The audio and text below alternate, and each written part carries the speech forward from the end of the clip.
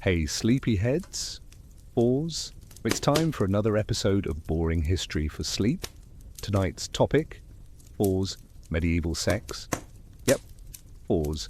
Turns out people in the Middle Ages were just as confused as we are, only with more wool and way fewer baths. It was an era of chivalry and deeply suspicious herbal remedies. Pause. A time when foreplay often meant asking politely and hoping no one's watching. So before you get comfortable, you take a moment to like the video and subscribe. Pause. But only if you genuinely enjoy what I do here. And let me know in the comments where you're tuning in from and what time it is for you. Pause. And it's always fascinating to see who's joining us from around the world. Now, is dim the lights. Pause. Maybe turn on a fan for that soft background hum. And let's ease into tonight's journey together. Let's start with the biggest misconception. Medieval intimacy did not unfold beneath silk sheets in candlelit chambers, while a lute played softly in the background. In reality, pause of the setting was usually a small, single-room home shared by an entire family, pause and including children, pause and aging relatives, pause and a couple of goats, pause and a chicken who had strong opinions about personal space, privacy, as we think of it, simply didn't exist. Most peasants lived in homes where the kitchen, the bedroom, pause, even stable, were technically the same square footage, pause, just with different smells. Couple wanted some alone time. Pause, they had to get creative. Timing mattered. So did volume. And ideally, pause, so did whether the kids were asleep and facing the wall. Curtains were a luxury. Beds were shared. And even among the upper classes, pause as servants might be asleep at the foot of the bed or standing in the corner, pretending not to notice anything. Many noble households kept records of bedroom arrangements for legal or religious reasons. Pause, which is exactly as awkward as it sounds. Travelling also didn't help. Inns often had shared beds. That's right. Pause. Total strangers might sleep side by side for the night. Pause, which made things even more complicated. Want a little affection? Pause. You better check if there's already someone in the bed. Pause. And whether or not they brought their boots. If you were married, pause. See, and both parties were still awake and reasonably clean. Pause. You could share a mattress of straw and hope for the best. If you weren't married, pause. Well, pause. You had to be twice as quiet and 3 times as careful. Communities were small. Pause. Walls were thin. Pause. Gossip travelled faster than plague rats. For those living in monasteries or convents. But the rule was simple. No privacy, pause, no distractions, pause, and certainly no late-night whispers. But even there, pause, human nature occasionally made things complicated, pause, which explains why many abbeys had unusually high garden walls. In the medieval world, pause and few things shaped private life more than the church. So when it had a lot to say about what went on behind closed doors, or more accurately, behind shared curtains.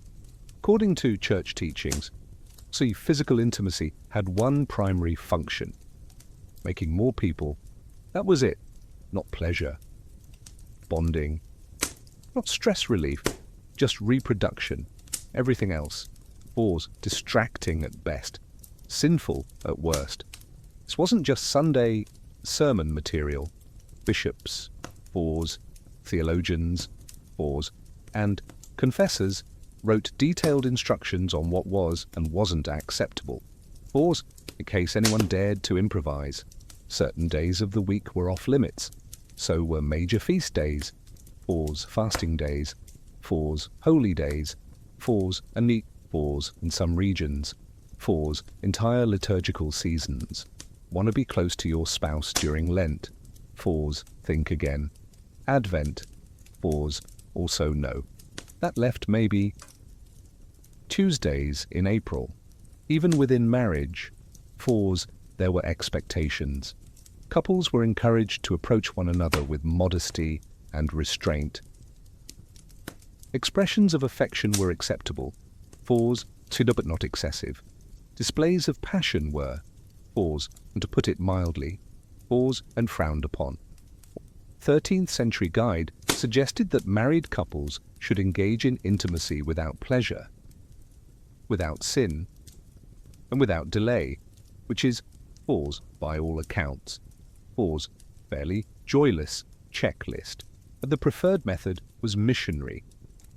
And not just for religious symbolism, it was deemed the most natural, and therefore the least likely to offend God. So as the saints, fours, or your local priest. Anything else was considered suspect. That includes things like enthusiasm. Confession also got involved. Priests often asked pointed questions during confession to determine whether couples had broken any moral or ecclesiastical guidelines. These weren't vague spiritual inquiries. They were very specific, sometimes uncomfortably so. Let's just say the average 14th century friar knew far more about his parishioners' bedrooms than their birthdays. Still, field enforcement was uneven. Some regions were stricter than others. Some priests ignored these rules entirely, and many lay people, fours, particularly peasants, fours, simply smiled, fours, nodded, fours, and did what they were going to do anyway, quietly. If you think modern couples have trouble syncing their schedules, fours, but spare a thought for medieval folks. Planning a romantic evening in the Middle Ages required a calendar, fours, a priest's blessing, fours, and the luck of St. Valentine himself. Fours and who? Fours, ironically, Forza was never married.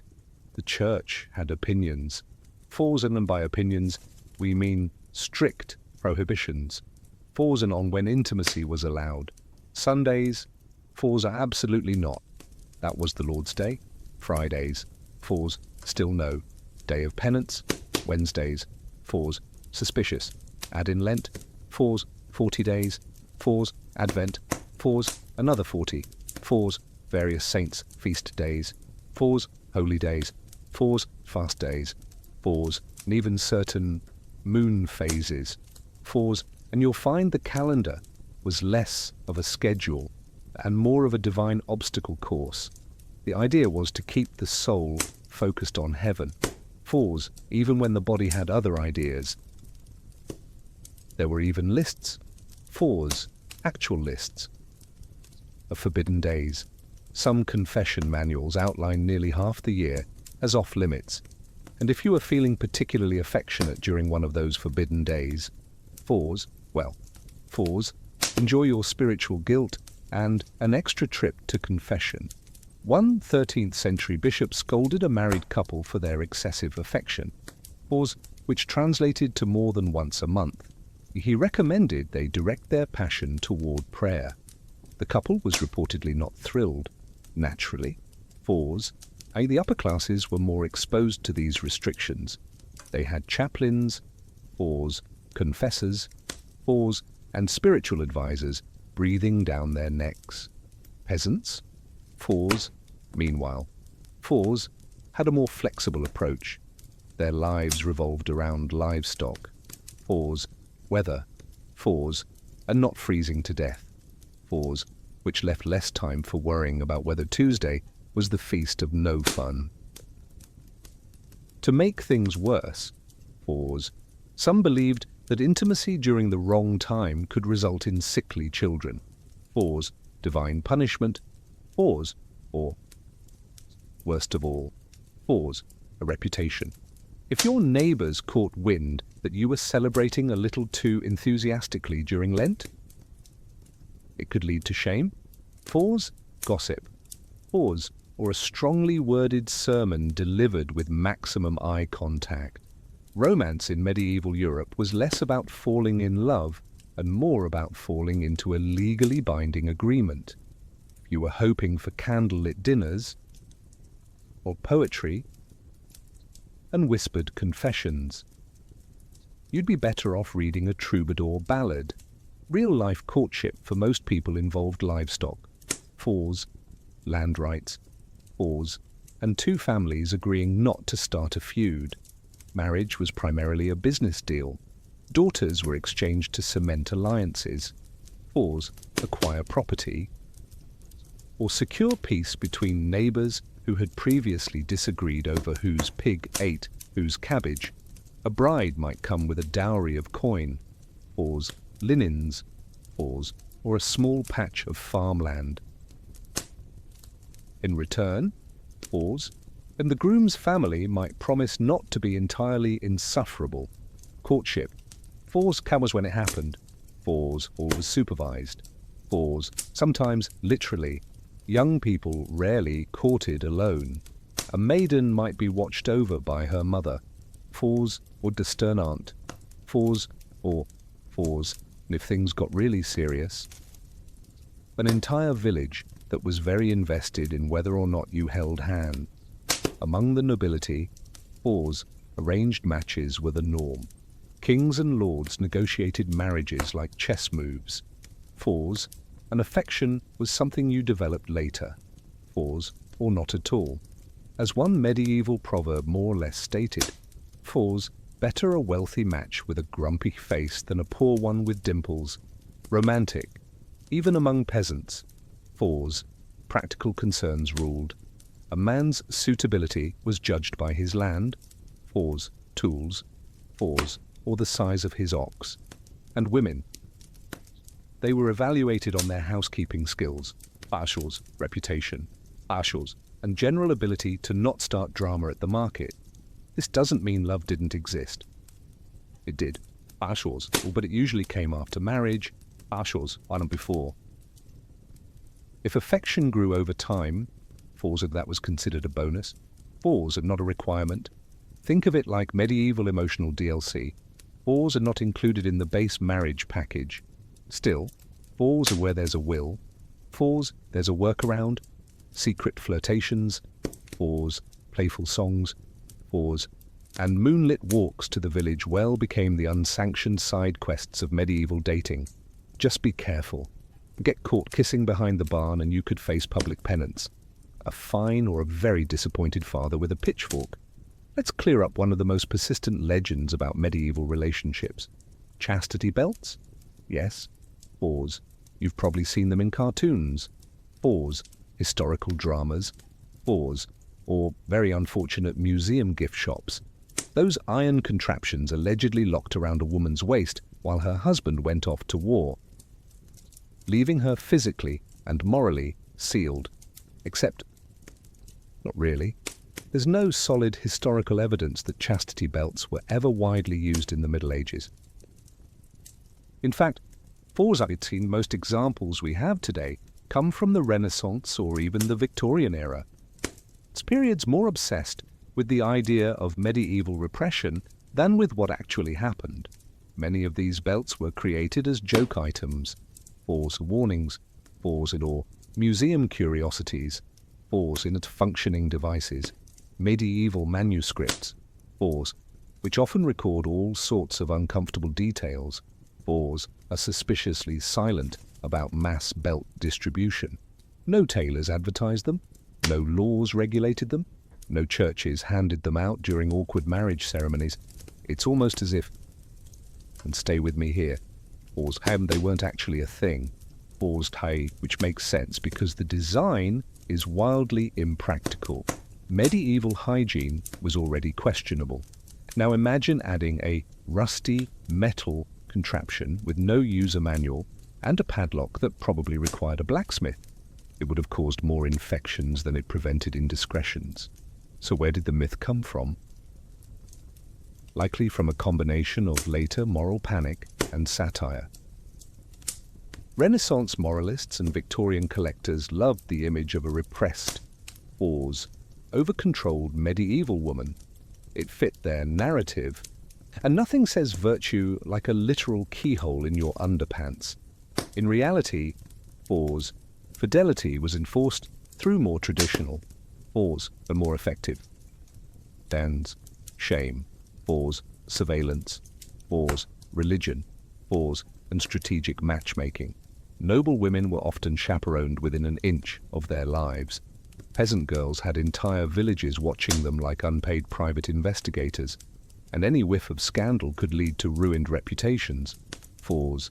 Lost dowries. Pause.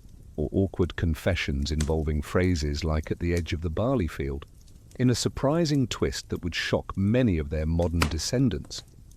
These medieval towns didn't just tolerate brothels. In many cases, pause, they regulated them. That's right. Several parts of medieval Europe, especially urban centres, brothels operated as legal businesses. Town councils licensed them. Pause. Charged taxes. Pause. And even designated specific red light districts. Long before the light bulb was invented, some cities went as far as employing officials to manage them. These lucky souls were known as brothel keepers. Or more colourfully, it's keepers of public women, which sounds like a very stressful line on a resume. The rationale behind this arrangement was pragmatic, and if a little cynical. Officials believed that allowing a controlled outlet for men's desires would reduce the chances of greater sins, like adultery, assault, or, heaven forbid, dancing. Regulated brothels were seen as a necessary evil to keep society orderly, or, much like traffic signs or the existence of turnips. The church, pause, of course, pause, he wasn't thrilled. Officially, pause, it condemned the entire practice.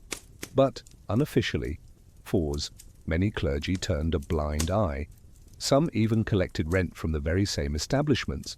If that sounds like hypocrisy, pause, congratulations. You've grasped the essence of medieval theology and practice.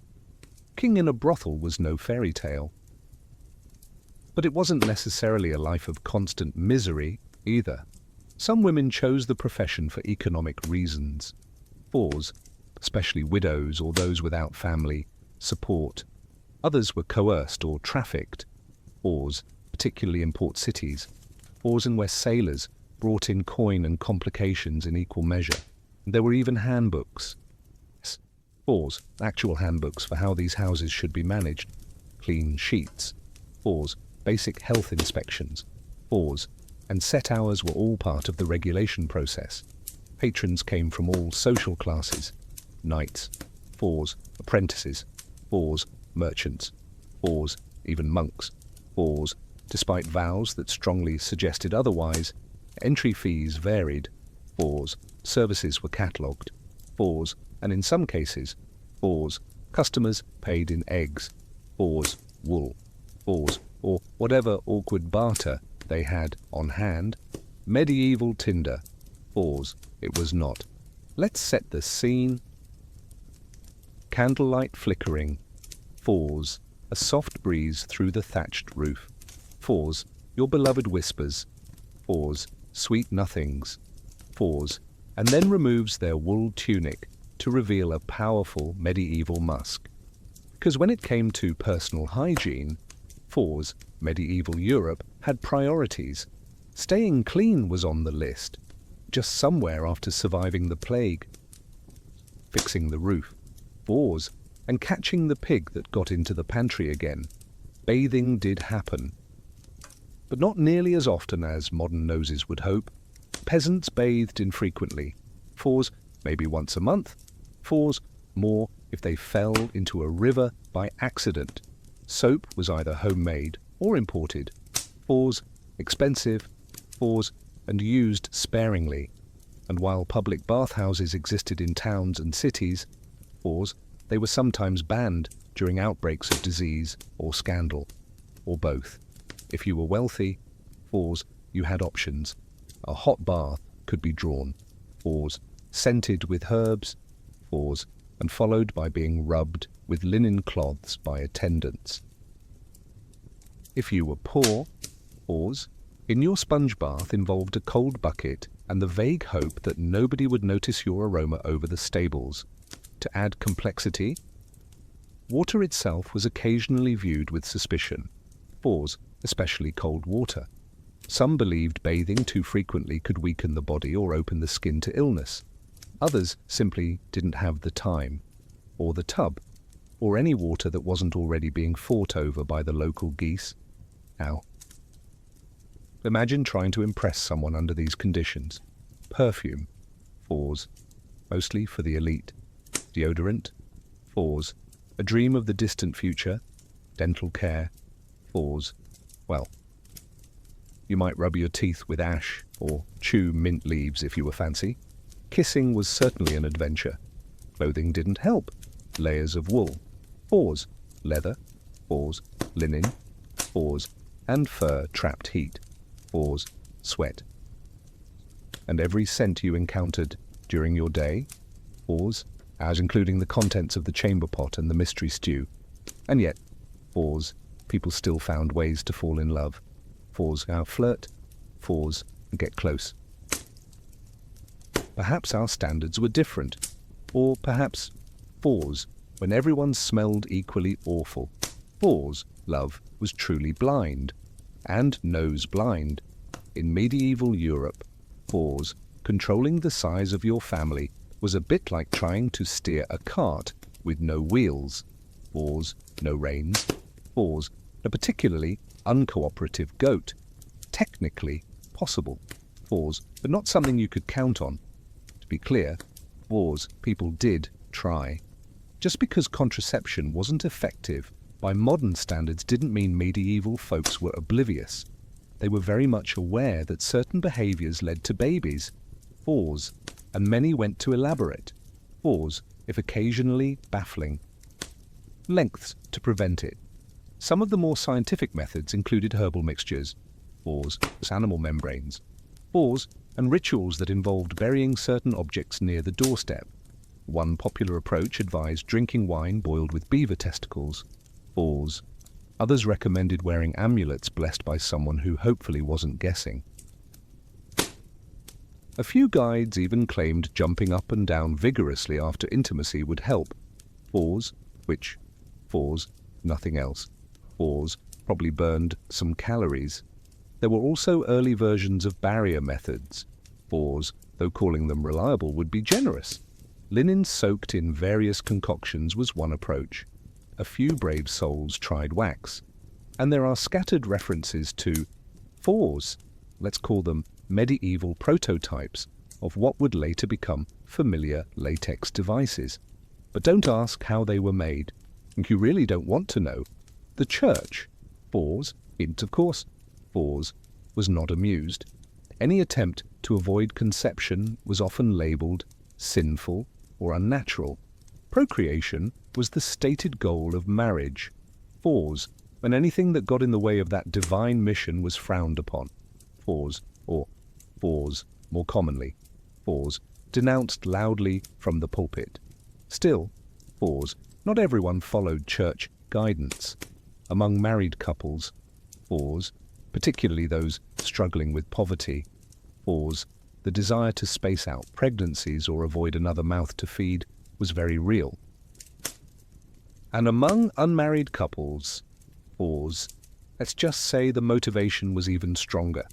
But no matter the method, reliability was low. Birth control, such as it was, fours depended on folk wisdom. Local herbs, fours, and a surprising amount of hope.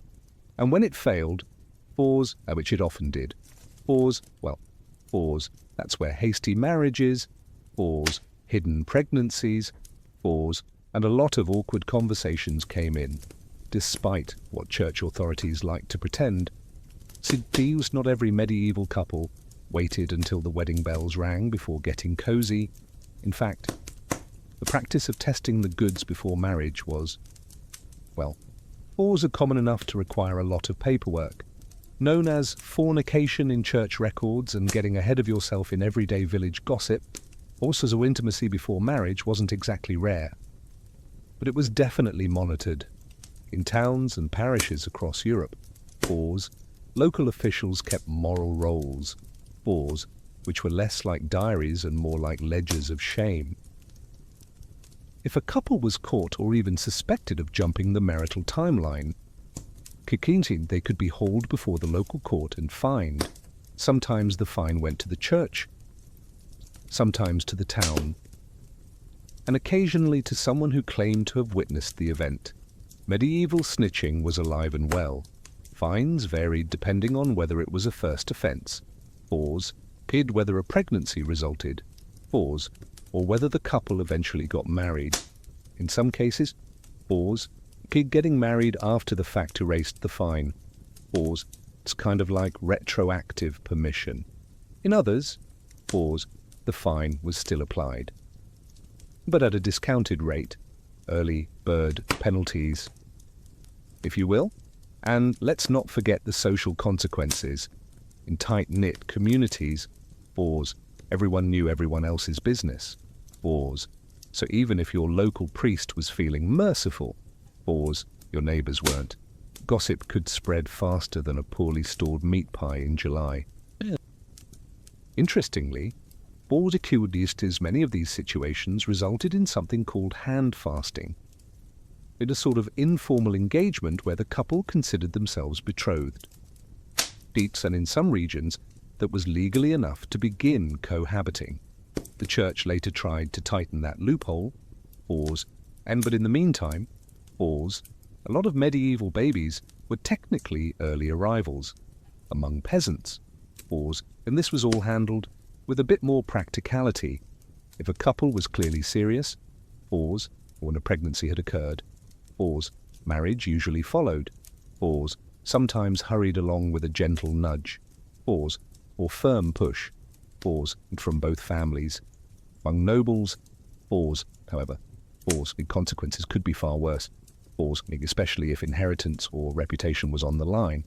In the medieval world, how the virginity wasn't just a virtue, and it was a contract clause, and a political tool, and occasionally a community-wide obsession. Among the peasantry, expectations varied by region and circumstance. A young woman was generally expected to arrive at marriage untested, at least officially. But if she didn't, and some eyebrows would rise, and a small fine or shotgun wedding might sort things out. For the upper classes, things got serious. Noble women's virginity was directly tied to inheritance, alliances, and family honor. A broken engagement might spark a feud. A pregnancy out of wedlock could derail generations of planning. So how did they verify it? Badly. Sometimes it came down to vague testimony and character references.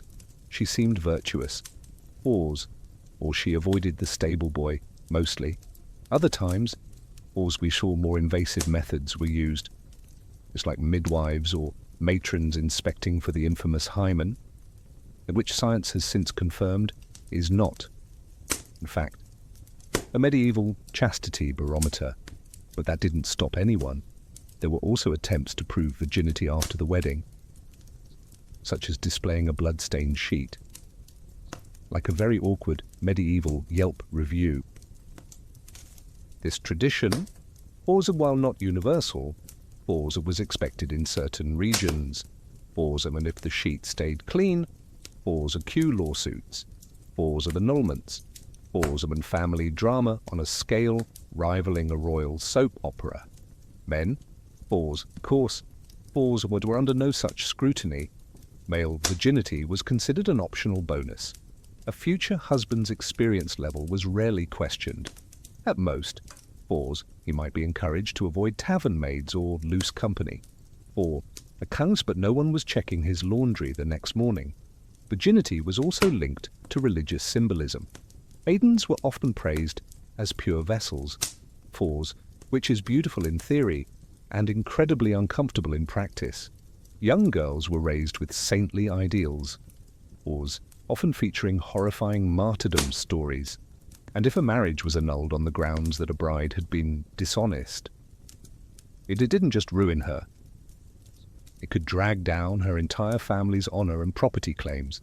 So yes, in medieval Europe, virginity wasn't just about morality, it was legal currency. If you're wondering whether same-sex attraction existed in medieval times, the answer is a resounding yes. Human nature didn't start in the 20th century. But if you're wondering whether it was openly accepted, pause, and that's where things get complicated. Medieval society was structured around religious doctrine, hierarchies, social roles and property rights, hierarchies, and all three had a lot to say about who could love whom. Spoiler alert, hierarchies, it was usually a man and a woman within marriage, preferably for the purpose of making more villages. Officially, same-sex intimacy was labelled a sin by the church, often lumped in with other unnatural acts, like dancing on feast days or reading too many books. Punishments varied wildly depending on region, time period, and who was involved. A peasant couple might get a scolding and penance. Nobles, they might face exile or quietly be ignored if they had enough land. But while the church thundered from the pulpit, real life was messier. We have records, vivas, poems, letters, even legal documents that show emotional, romantic, and sometimes physical relationships between people of the same sex. Some monks wrote love letters to each other in Latin that sound suspiciously less brotherly and more longing.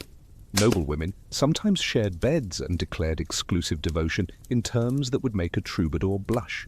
Medieval Europe also had social structures that blurred lines. All male monasteries and all female convents created deep emotional bonds. Knightly brotherhoods were full of vows and affectionate language. Some historians debate whether these were romantic or platonic or something in between, but either way, and there were feelings involved, and possibly poetry. As for terminology, the modern concept of sexual identity didn't exist. You didn't come out, you just lived. Carefully, quietly, and often coded in allegory. There were no pride parades, but there were songs, saints' stories, and suspiciously intense pilgrimages taken in pairs. Adultery in medieval Europe was a bit like handling a live chicken while juggling knives, risky and loud, and likely to end with someone losing a bit of pride or property. Let's be clear, adultery wasn't just a personal failing, it was a social offense. Marriage was seen not only as a holy sacrament, but also a legal contract, a property deal, and often a strategic alliance. So when someone strayed, they weren't just breaking hearts, they were tampering with inheritances, dowries, and the always fragile local gossip equilibrium. For women, the stakes were significantly higher. A married woman caught in an affair could face public shaming, loss of dowry rights, forced penance, or even exile, especially if she had the audacity to get caught with evidence. Adulterous noblewomen might find themselves imprisoned, divorced, or in extreme cases, discreetly removed from court life. Think less scarlet letter, more scarlet exit. Men, on the other hand, got more leeway. A married man having an affair with an unmarried woman might be seen as morally suspect, but not legally punished, unless the woman's family had powerful friends or the church was feeling unusually righteous that week. That said, not all adulterers got off easy. Some towns imposed steep fines or required public confession. Few legal records include creative punishments, such as parading through the village in nothing but a shift, or having to pay for a new church bell, because nothing says divine justice like bronze acoustics. The real danger, however, wasn't always the law. It was the husband. Honour killings weren't unheard of. Fours bombed team particularly among nobles. A cuckolded man discovered his wife's affair. Fours, in medieval custom, sometimes allowed him to take appropriate action. The definition of appropriate, fours, was of course, fours depended heavily on his status and how many swords he owned. For the wealthy, fours or things could spiral into full-blown scandals, fours duels, fours annulments, fours or decade-long family feuds. For peasants, fours, the consequences were usually financial. A fine here, a goat forfeited there, and a permanent place in village gossip. In medieval Europe, fours, the idea of consent existed. Fours, but not in the way we understand it today. It wasn't about mutual respect or enthusiastic yeses. Instead, fours, it was tangled in law codes. Fours, dowries. Fours, church doctrine. Fours, and the occasional shrug from society. Let's start with the basics. Medieval canon law did recognize the concept of consent in marriage. In fact, a marriage was considered valid if both parties verbally consented. Even without a priest present, that's right. Two people saying, fours, I will in a field somewhere could technically be married. Romantic. Possibly. Legally confusing. Fours, absolutely. But here's the rub. Just because consent was acknowledged in theory doesn't mean it was respected in practice. Especially for women. For noble daughters, consent often came after arrangements were made. Families negotiated marriages like peace treaties. The young lady's opinion might be politely requested or strongly implied, but in the end, the dowry talked louder than she did. For peasant women, his choices were broader, but still pressured. Saying no to a match could mean economic ruin or social backlash. Saying no to the local Reeves' son, fours, riskier still. Inside marriage, fours, consent became even murkier. Husbands had legal rights to their wives' bodies, and denying them could be grounds for complaint or annulment. Some church thinkers argued that spouses owed each other the marital debt, which sounds like a joint checking account, but was actually far less voluntary. Still, fours, in the picture wasn't all grim. Medieval courts did prosecute cases of coercion and assault, fours, especially when witnesses were available or the accused didn't have powerful friends. Urban centres like London or Paris, fours, court records show women and men bringing forward complaints, sometimes winning justice, or at least making a public stink. And let's not forget the literary side. Medieval tales are full of complex dynamics. Courtly love poetry. For example, fours often danced around consent. Fours were with knights pining. Fours, ladies refusing. Fours, and everyone dramatically swooning. If nothing else. Fours, they knew it was important to ask. Fours, even if they ignored the answer. If you ever felt like the medieval church had a complicated relationship with physical pleasure, fours, and you're right, it wasn't just complicated. Fours, it was borderline suspicious, and that suspicion extended right into the bedroom of every married couple. Fours, where the church preferred, ideally, that nothing too enjoyable was going on.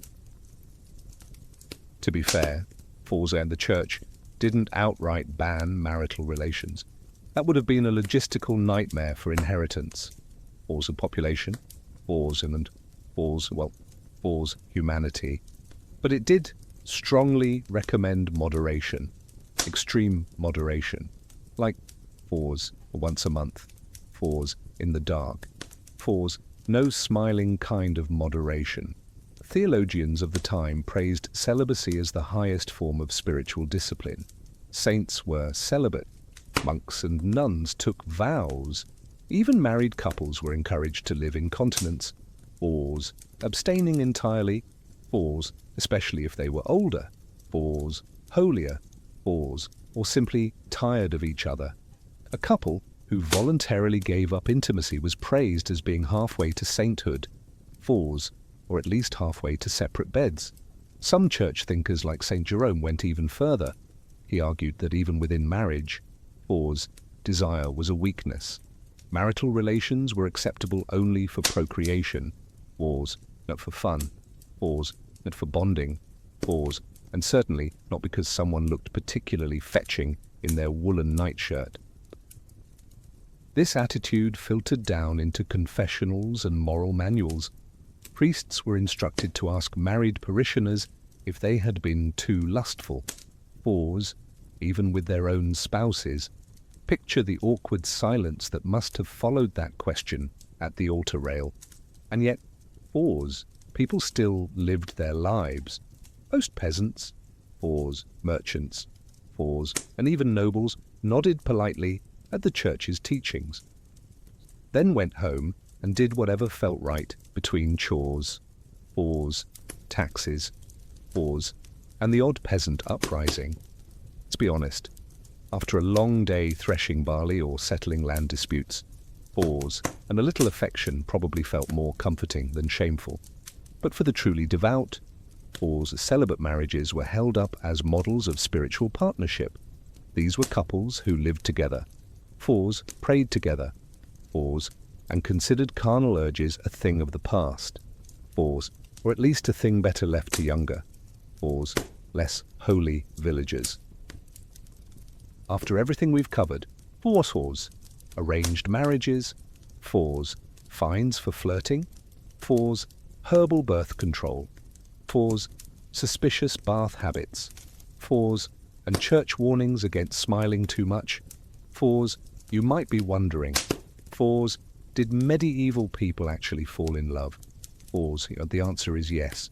Awkwardly, pause, passionately, pause, sometimes even happily.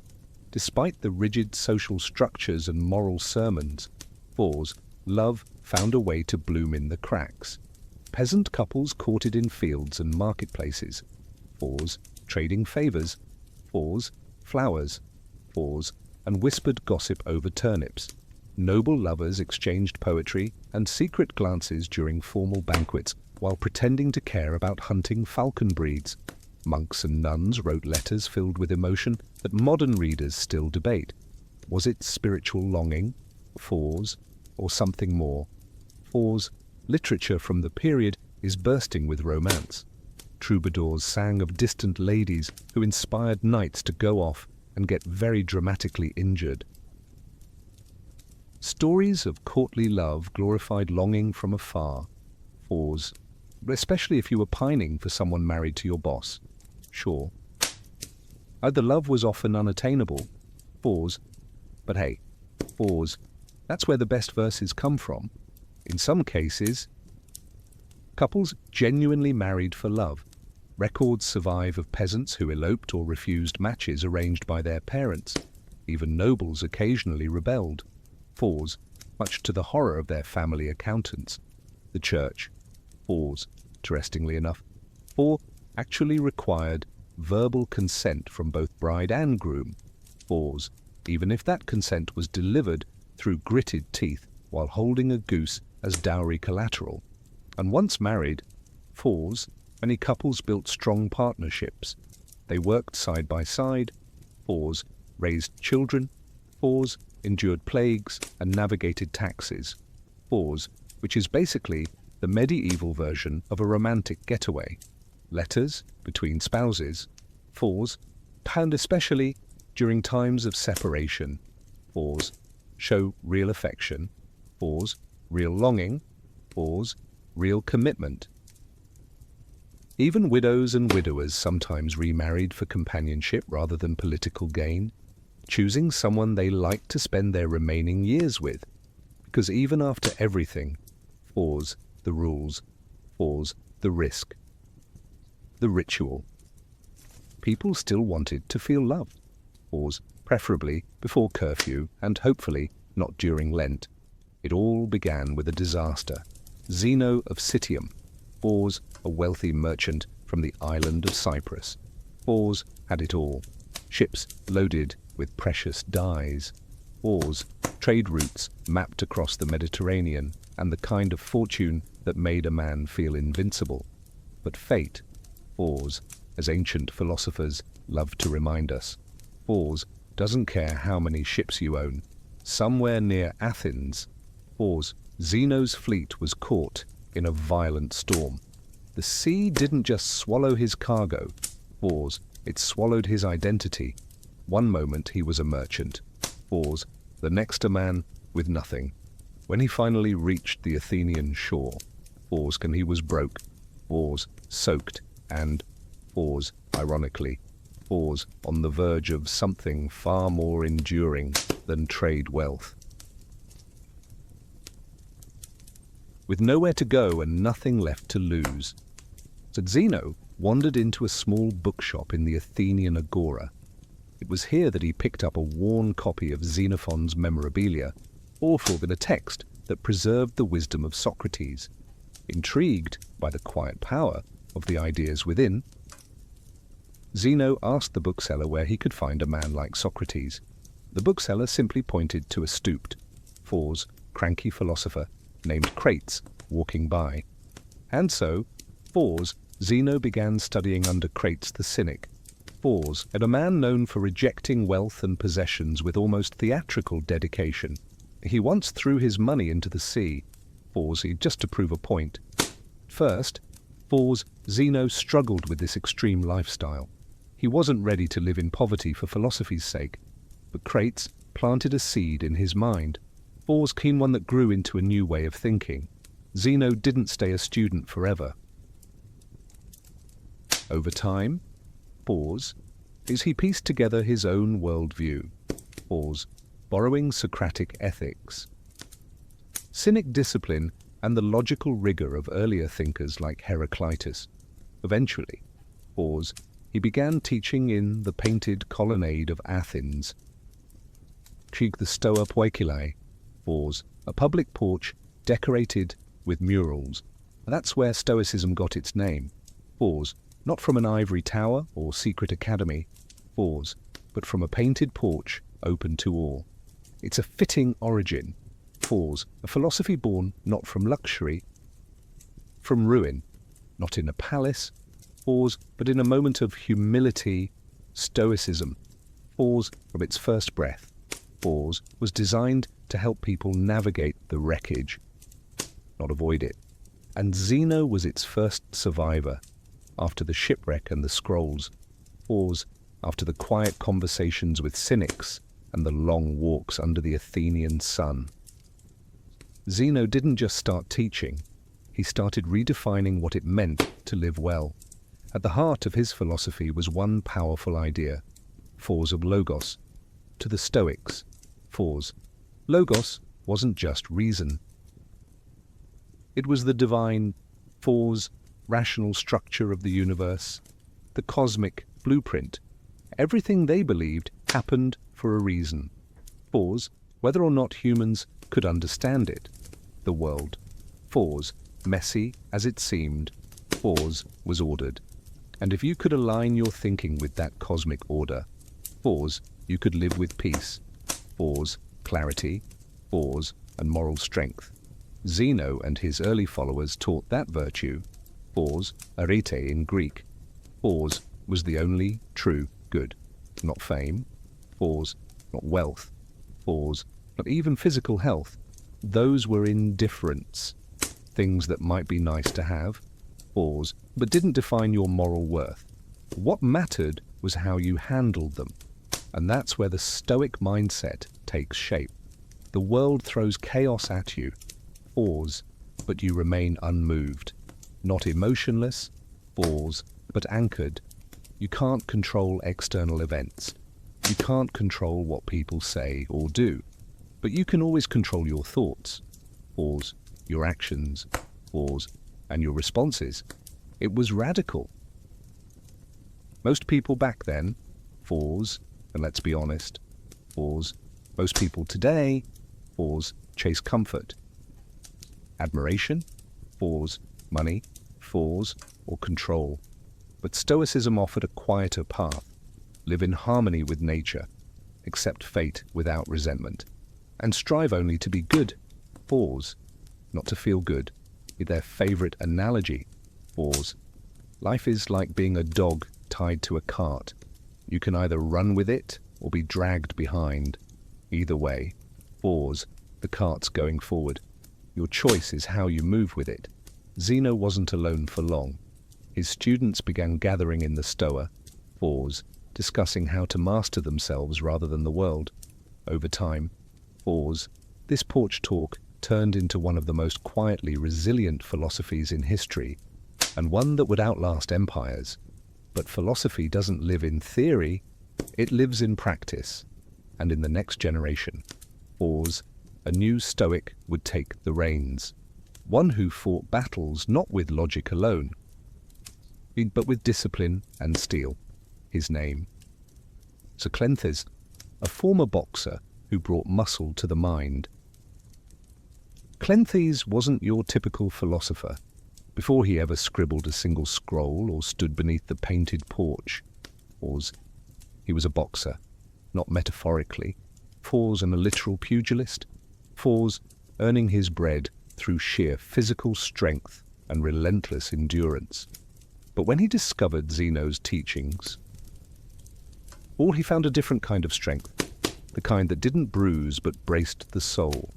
He worked by night, carrying water for a gardener, and studied philosophy by day. His hands were calloused, his muscles worn, but his mind, unshakable. Cleanthes embodied the Stoic belief that virtue comes not from privilege, but from perseverance. He didn't speak of theories he hadn't tested. If Zeno taught that one should accept hardship with grace, Cleanthes lived it every sunrise. His most famous work, the Hymn to Zeus, is a poetic tribute to Logos, the divine rationality that governs all things. But don't let the title fool you. This wasn't religious flattery. It was a calm declaration of cosmic order. Everything, Cleanthes wrote, is woven into a grand plan, even the painful parts. His Stoicism was like a glacier, silent, immense, and impossible to move. He also introduced a more emotional texture to Stoicism. While Zeno emphasized logic and detachment, Cleanthes suggested that proper emotions, like awe at nature or love for wisdom, could have a place if they aligned with reason. He wasn't arguing for indulgence, just for balance. After all, and what good is a philosophy that turns you into a robot? Cleanthes wasn't flashy, and he didn't gather crowds with clever wordplay. In fact, some mocked him for being slow of speech, but what he lacked in eloquence, he made up for in steadiness. And in Stoicism, steadiness was everything. He eventually succeeded Zeno as head of the Stoic school, not because he was charismatic, but because he lived the philosophy more fully than anyone else. His life was a kind of walking proof, a quiet testament that one could endure hardship without bitterness, question fate without rage, and remain grounded without giving up on greatness. Through Cleanthes, Stoicism gained muscle, not the kind that wins applause, but the kind that holds your spine straight when the world goes sideways. And then came a man who sharpened Stoicism like a blade, Chrysippus, the logician who turned this porch-born philosophy into a towering system of thought. If Zeno founded Stoicism and Cleanthes gave it strength, Chrysippus gave it its skeleton. Without him, Stoicism might have crumbled into vague ideas and forgotten porch lectures. Instead, it became one of the most rigorous philosophical systems in the ancient world. Thanks to a man who reportedly wrote over 700 books, most of them now lost, but their influence, undeniable. Chrysippus was relentless. He didn't just inherit the school from Cleanthes, Pause. He rebuilt it. Where Zeno had been reserved and Cleanthes poetic, pause. To Chrysippus was surgical. His specialty, pause, logic. In a time when most philosophers leaned on rhetoric or emotional appeal, pause, Chrysippus built a system of reasoning that could rival Aristotle's. He was obsessed with clarity. He believed that if Stoicism was to survive, pause, it couldn't rely on charisma or tradition. It had to make sense. Ironclad, no loopholes, no fluff. He refined the Stoic distinction between what is in our control and what is not. He expanded their ethics, East metaphysics, and physics into something coherent and unapologetically difficult. Chrysippus argued that virtue alone was sufficient for happiness. It's not virtue plus comfort or virtue plus friends, just virtue. Full stop. One of his most famous contributions was the lectern, a concept describing the meaning behind words. He argued that every spoken word had a sayable, pause, a layer of content carried by speech, pause, tied to logic. It might sound abstract, pause, but this deepened the Stoic understanding of reason and clarity, pause, which for them was essential to a good life. But he wasn't just dry parchment and dusty scrolls. Chrysippus had a biting wit. Once, pause, when accused of not practicing what he preached, pause, he supposedly replied, pause, would you blame a doctor who gets sick? Pause, he still knows how to treat illness. Stoicism wasn't about pretending to be perfect. It was about trying, pause, every single day, to close the gap between your actions and your ideals. Thanks to Chrysippus, pause, Stoicism hardened. It became more than a comfort for shipwrecked merchants or poetic boxers. It became a discipline. Pause, it's something you studied. Pause, practiced. Pause, and used to cut through confusion and chaos. And that discipline would soon find its way out of Greece. Pause, into the heart of Rome. Pause, where emperors and slaves alike would grapple with its power. By the time Stoicism drifted into Rome, the philosophy had already weathered centuries of refinement. But in the hands of the Romans, it evolved from a Greek intellectual pursuit into a way of life suited for statesmen, pause, generals, pause, and even emperors. The Romans weren't interested in abstract metaphysics or syllogisms about lecture. They wanted practicality. They faced wars, pause, conspiracies, pause, betrayal, pause, and personal ruin. And they needed a system that could hold their inner world steady, pause, while the outer world collapsed. Stoicism, pause, aimed with its focus on self-mastery and virtue in the face of chaos, was a perfect fit. Enter Seneca the Younger, philosopher, a playwright, pause, and reluctant advisor to the notoriously unstable Emperor Nero. Seneca wasn't born into hardship. He was a wealthy elite, pause, well-educated, and dangerously close to power. But despite his position, his writings reveal a man deeply aware of life's fragility and the corrupting lure of comfort. In his letters to Lucilius, or Owl Seneca, preached restraint, pause, mindfulness, pause, and simplicity. He warned against being ruled by emotion or desire. And yet, his own life was a battlefield between Stoic ideals and political compromise. He amassed wealth. Even as he wrote about frugality, he served a tyrant, even while writing about virtue. But rather than discredit him, how did this tension makes him more relatable? Seneca didn't pose as a saint. He was painfully aware of his contradictions. His advice to others often came with a quiet self-rebuke. I am not a wise man, he wrote, but a lover of wisdom. And maybe that's the most Stoic thing of all. Pause, not to claim mastery, pause, but to pursue it humbly. While Seneca offered Stoicism to the elite, pause, another Roman gave it to everyone else. Epictetus, Fours, a former slave, crippled and impoverished. Epictetus owned nothing, not even himself, and yet he taught that true freedom comes from within. "You may chain my leg," he said, "but not even Zeus can conquer my mind." To him, Fours, life's hardships weren't obstacles, they were training grounds for virtue.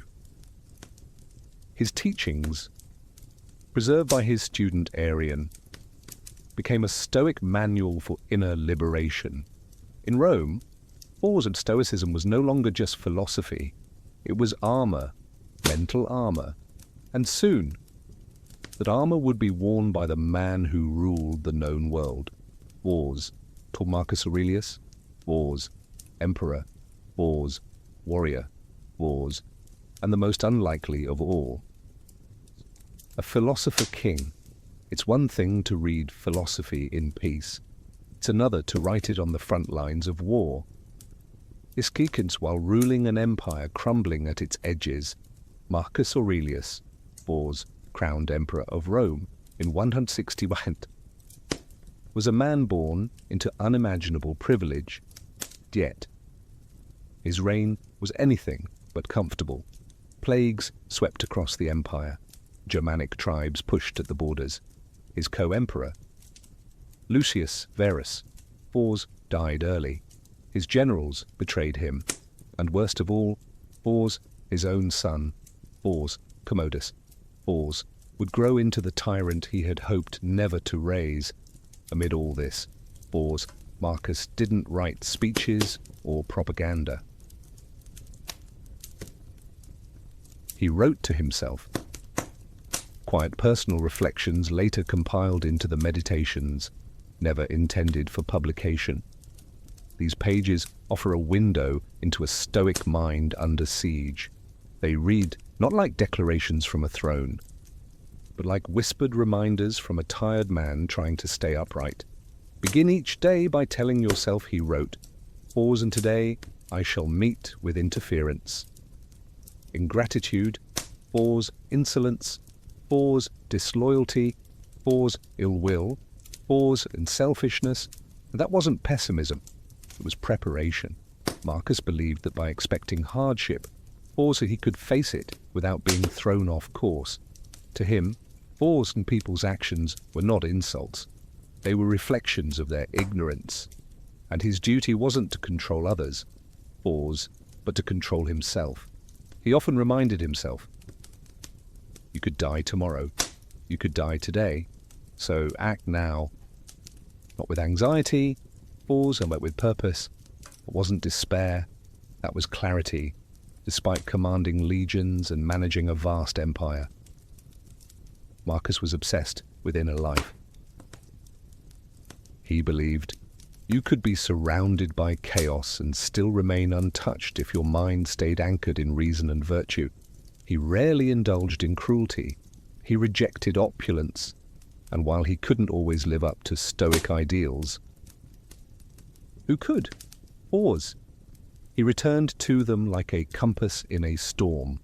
Marcus Aurelius didn't invent Stoicism, but in many ways he lived it more visibly than anyone before him. He proved that Stoicism wasn't just for philosophers in togas or ascetic monks. It was for anyone, even the most powerful man on earth, yet who wanted to carry peace into the battlefield of life. And yet, as after Marcus, the flame of Stoicism began to flicker. It wouldn't vanish, Fours, but it would retreat. Fours, awaiting centuries to be rediscovered by new seekers of calm in the modern world. After the death of Marcus Aurelius in 180 CE, Fours, Stoicism didn't exactly die, Fours, but it faded. The philosophy that had once stood at the heart of Roman intellectual life began to slip quietly into the background. Part of this had to do with politics. Marcus's son, Fours, Commodus, inherited the empire and seemed determined to undo every Stoic virtue his father lived by. While Marcus embodied restraint and wisdom, Commodus embodied indulgence and vanity. The Roman court became a theatre of excess, and philosophy had no role in the spectacle. Meanwhile, a new force was rising. Christianity. As it spread through the Roman Empire and eventually became state religion. Its theology, rituals, Vorksheeters and worldview began to replace the ancient schools, where Stoicism taught self-reliance. Christianity emphasized divine grace, where Stoicism taught acceptance of fate. Christianity spoke of redemption and the will of God, though these ideas weren't always in conflict. Christian thinkers often saw Stoicism as a noble but ultimately pagan system, admirable yet incomplete, and yet Stoicism didn't vanish. It simply migrated. Its core ideas seeping into early Christian thought. Many church fathers admired the Stoics. Thinkers like Augustine, though critical of Stoic pride, respected their moral seriousness and monastic traditions. Especially among Christian ascetics, borrowed heavily from Stoic discipline. Silence, simplicity, denial of luxury, and the examination of conscience. All of these would have felt right at home in the writings of Epictetus or Seneca. Throughout the medieval period, Stoicism became a sort of background philosophy. Respected by scholars, cited by monks, but rarely practiced in full. It was no longer a public movement or a street-side school. It was a whisper in the margins, kept alive by scribes, theologians, and the occasional curious mind. But survival is sometimes stronger than success. Stoicism's quiet endurance meant that when the intellectual winds shifted centuries later, during the Renaissance and the Enlightenment, its ideas would be ready to return. For all its decline, Stoicism had left seeds buried in the soil of Western thought. And when people once again sought clarity, purpose, and strength without illusion, those seeds would bloom, and one day they'd even show up in places no ancient philosopher could have imagined. In self-help books, leadership seminars, and yes, on your favorite podcast. Stoicism's comeback didn't arrive with a scroll in hand. It came through blogs, books, and podcasts, after centuries of quiet influence. So the ancient philosophy found itself suddenly reborn in the digital age, repackaged for a world buzzing with distractions, anxieties, and the pressure to constantly optimize everything. In the 20th century, philosophers like Pierre Hadot began peeling back the layers of Stoicism, reminding readers that it wasn't just an intellectual exercise. It was a way of life, not cold. It was contemplative, not harsh, but healing. Hadot argued that ancient philosophy was originally a spiritual practice. In Stoicism, more than any other school, was meant to be lived, merely read. That message hit home for a new generation. In the early 2000s, authors like Ryan Holiday helped usher Stoicism into the mainstream. With accessible books like The Obstacle is the Way, and Ego is the Enemy, drawing on Marcus Aurelius, Seneca, and Epictetus, Holiday framed Stoicism as a practical toolkit for resilience, something you could use whether you were launching a startup, coaching a sports team, or just trying to survive a bad Monday. Tech leaders and entrepreneurs soon latched on. Tim Ferriss, Naval Ravikant, and others began citing Stoic texts like instruction manuals for high-performance living. The idea was simple. In a world that moves fast, thinks shallow, and craves constant validation, Stoicism offers an antidote. Pause, stillness. Pause, control. Pause, and clarity. Even mental health professionals took notice. Therapies like cognitive behavioral therapy, FORS, CBT, FORS, borrow heavily from Stoic principles. Challenge your thoughts. Focus on what you can control. Don't let emotion dictate action. Sound familiar? FORS. But the revival wasn't without criticism. Some said modern Stoicism had been stripped of its depth. FORS. Turned into motivational wallpaper for productivity bros. And there's truth to that. Not every inspirational quote on Instagram reflects the rigor or humility of ancient practice. Still, the fact remains. Stoicism survived not because it was trendy, but because it works. When life goes sideways, and when we lose a job, as face a diagnosis, or wake up unsure of our place in the world, Stoicism reminds us, you can't control what happens, you can control what you become. That message has never been more timely. And so, we arrive at the present. Ancient wisdom quietly guides modern minds. Today, Stoicism exists in a paradox. It is an ancient philosophy designed for inner peace. Now living in a world obsessed with noise. Scroll through social media. And you'll see a quote from Marcus Aurelius. Sandwiched between cat videos and stock tips. Open a bestseller list.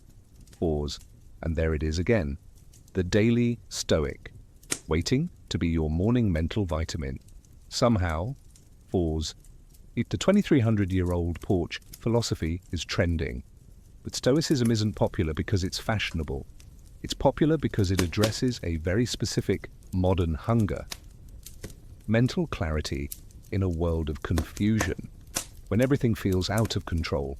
The economy. Relationships. Climate. Algorithms. Stoicism offers a map inward. It teaches us to focus. Not on the chaos around us. But on the choices we still own. The central questions remain the same. What is in your control? What kind of person will you choose to be? Regardless of circumstance. And unlike some philosophies that demand total withdrawal from the world, Stoicism invites us to participate. Go to work. Raise your kids. Serve your community. But do it from a place of calm, not craving. Action? Yes, but grounded action. In that sense, Stoicism is a kind of rebellion. Not the loud, sign-waving kind. But a silent resistance against impulsiveness. Distraction and emotional chaos. It's the discipline to pause before reacting. The courage to stay kind in a cruel moment. The humility to know you're not the center of the universe. But you are responsible for how you move through it. More than ever. People are returning to this simple clarity. Athletes use it to manage pressure. Veterans use it to process trauma. CEOs use it to lead without ego. Teenagers, overwhelmed by the constant flood of comparison and digital noise. Turn to Epictetus for a lifeline. Of course, no philosophy is a magic cure. You'll still feel grief, still fail, still lose your temper. But Stoicism gives you something rare, a framework to get back up. Reflect, and recenter. In the end, it's not about being perfect. It's about progress. Quiet, steady, internal progress. And in a world that rewards loudness, maybe the most revolutionary act is to be still. To a modern visitor, an ancient Roman bath might look like a luxury resort. Marble floors, vaulted ceilings, statues of gods and pools steaming in the morning sun. But to a Roman, pause, and it was just another Tuesday. Bathing wasn't an occasional treat, it was a daily ritual.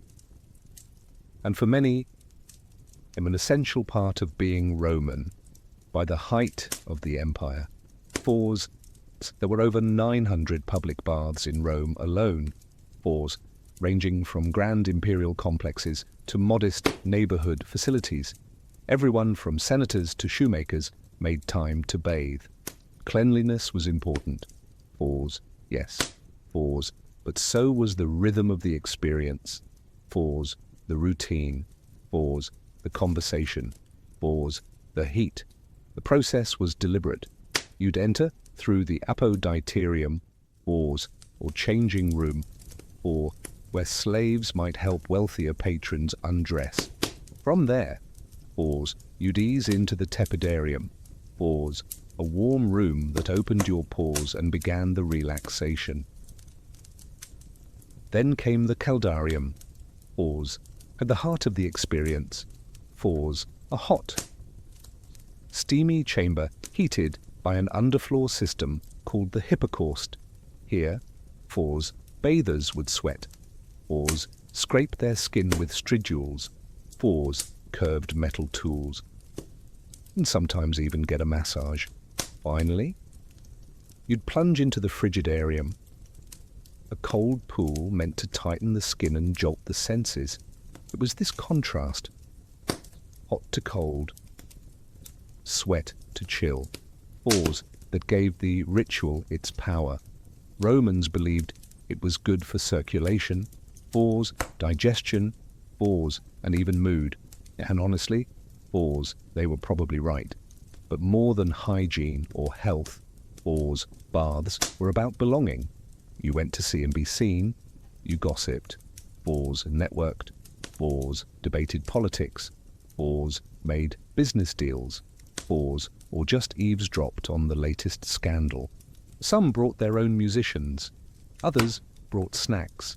Poets recited verses, philosophers argued under domed ceilings, pause, echoing with laughter and steam.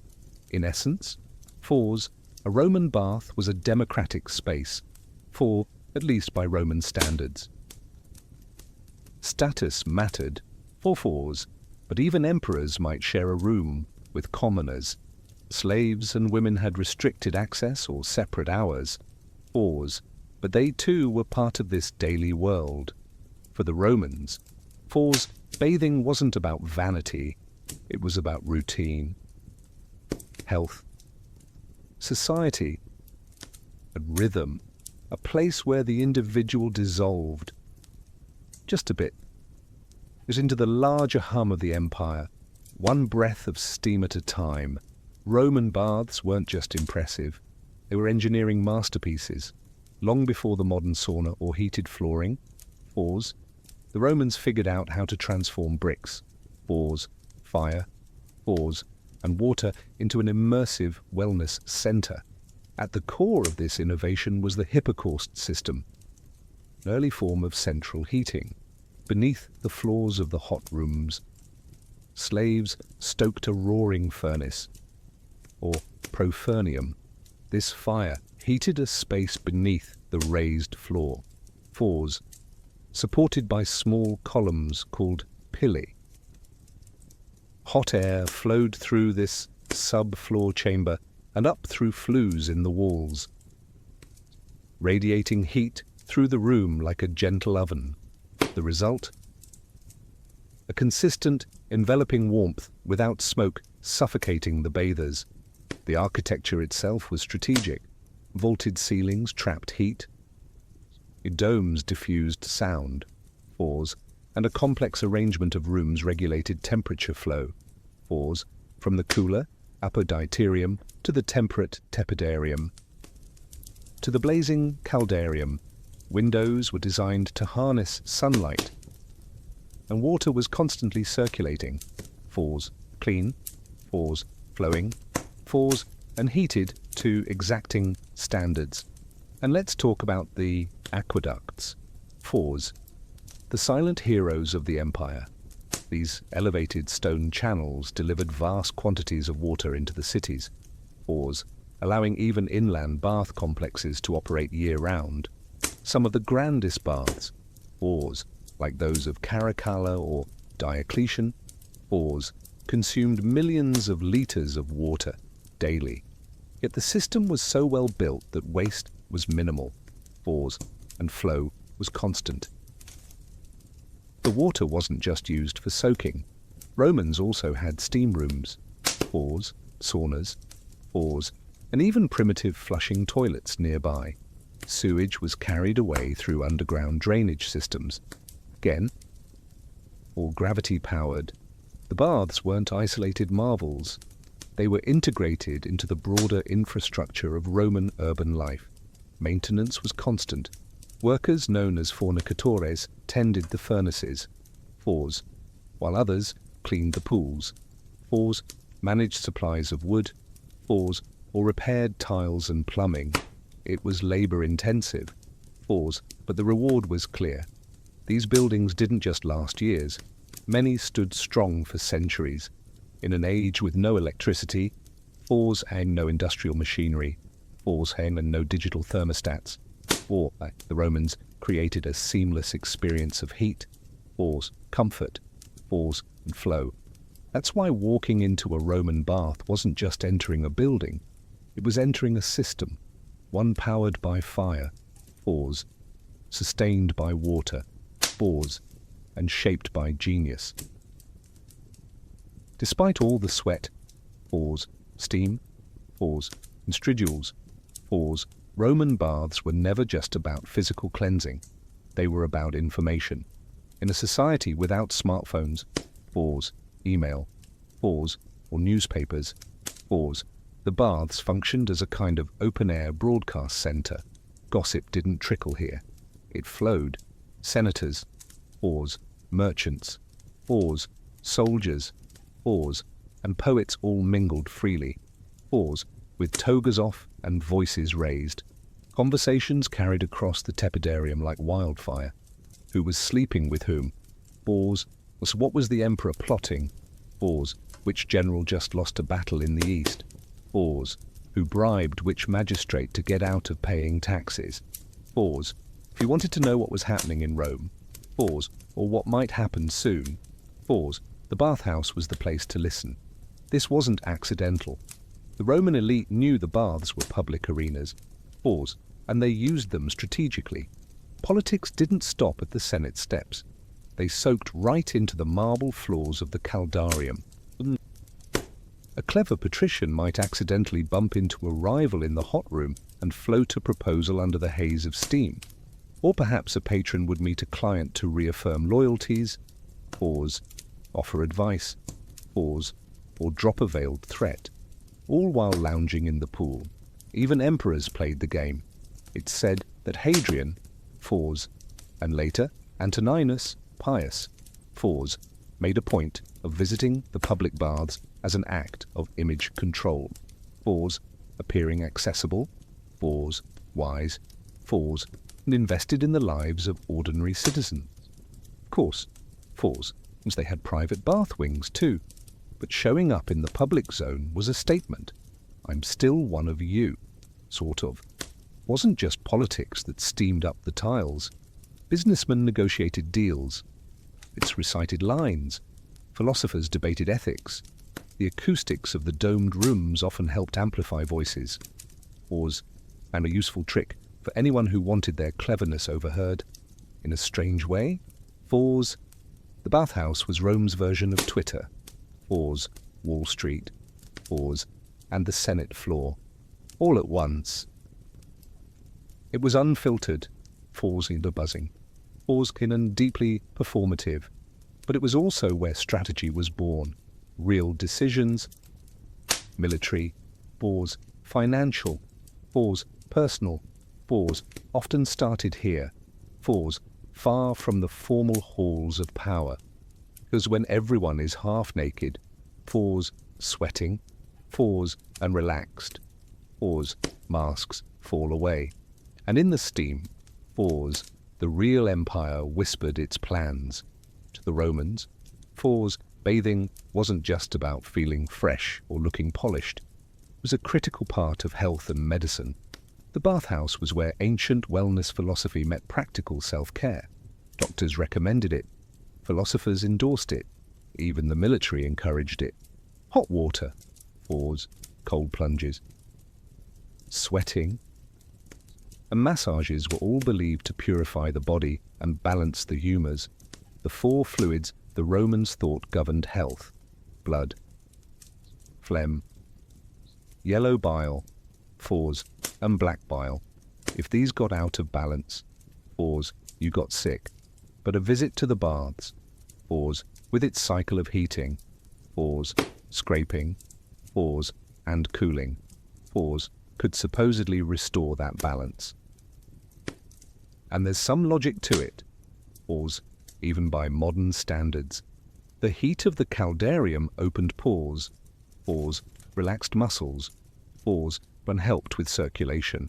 The cold plunge in the frigidarium reduced inflammation and invigorated the senses.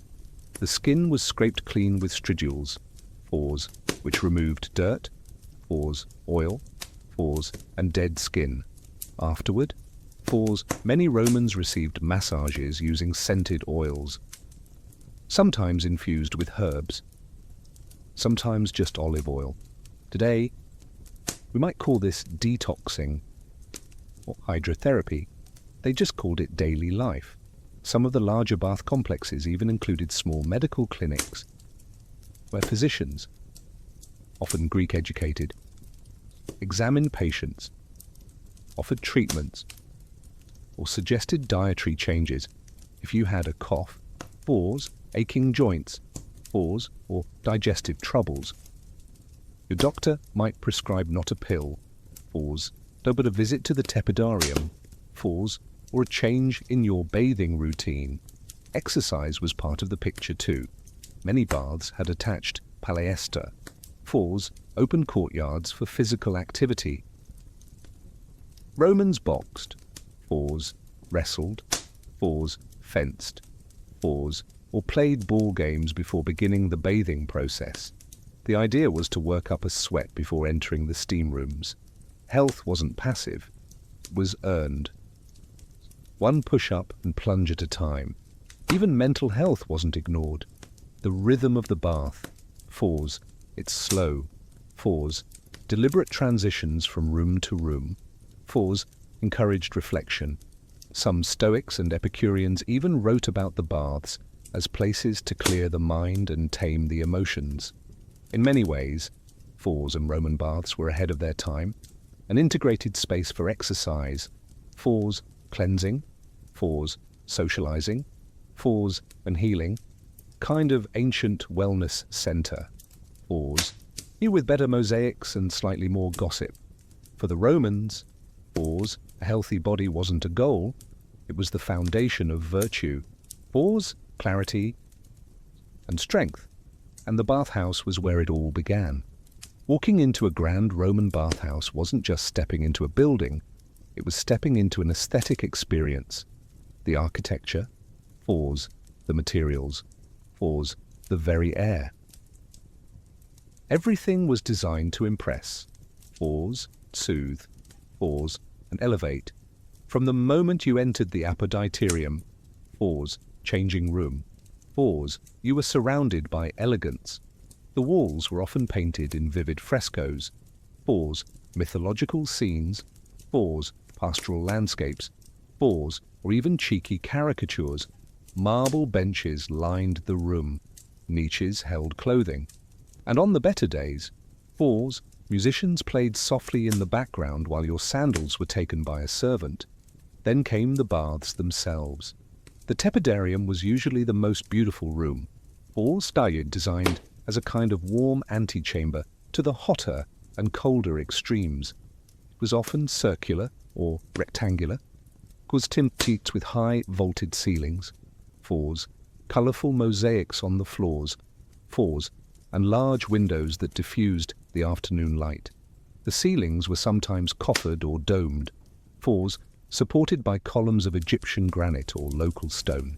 The caldarium, pause, was the hot room, pause, featured heated pools and steam. You'd see bronze or terracotta braziers, fours, and sometimes gilded taps that flowed with heated water.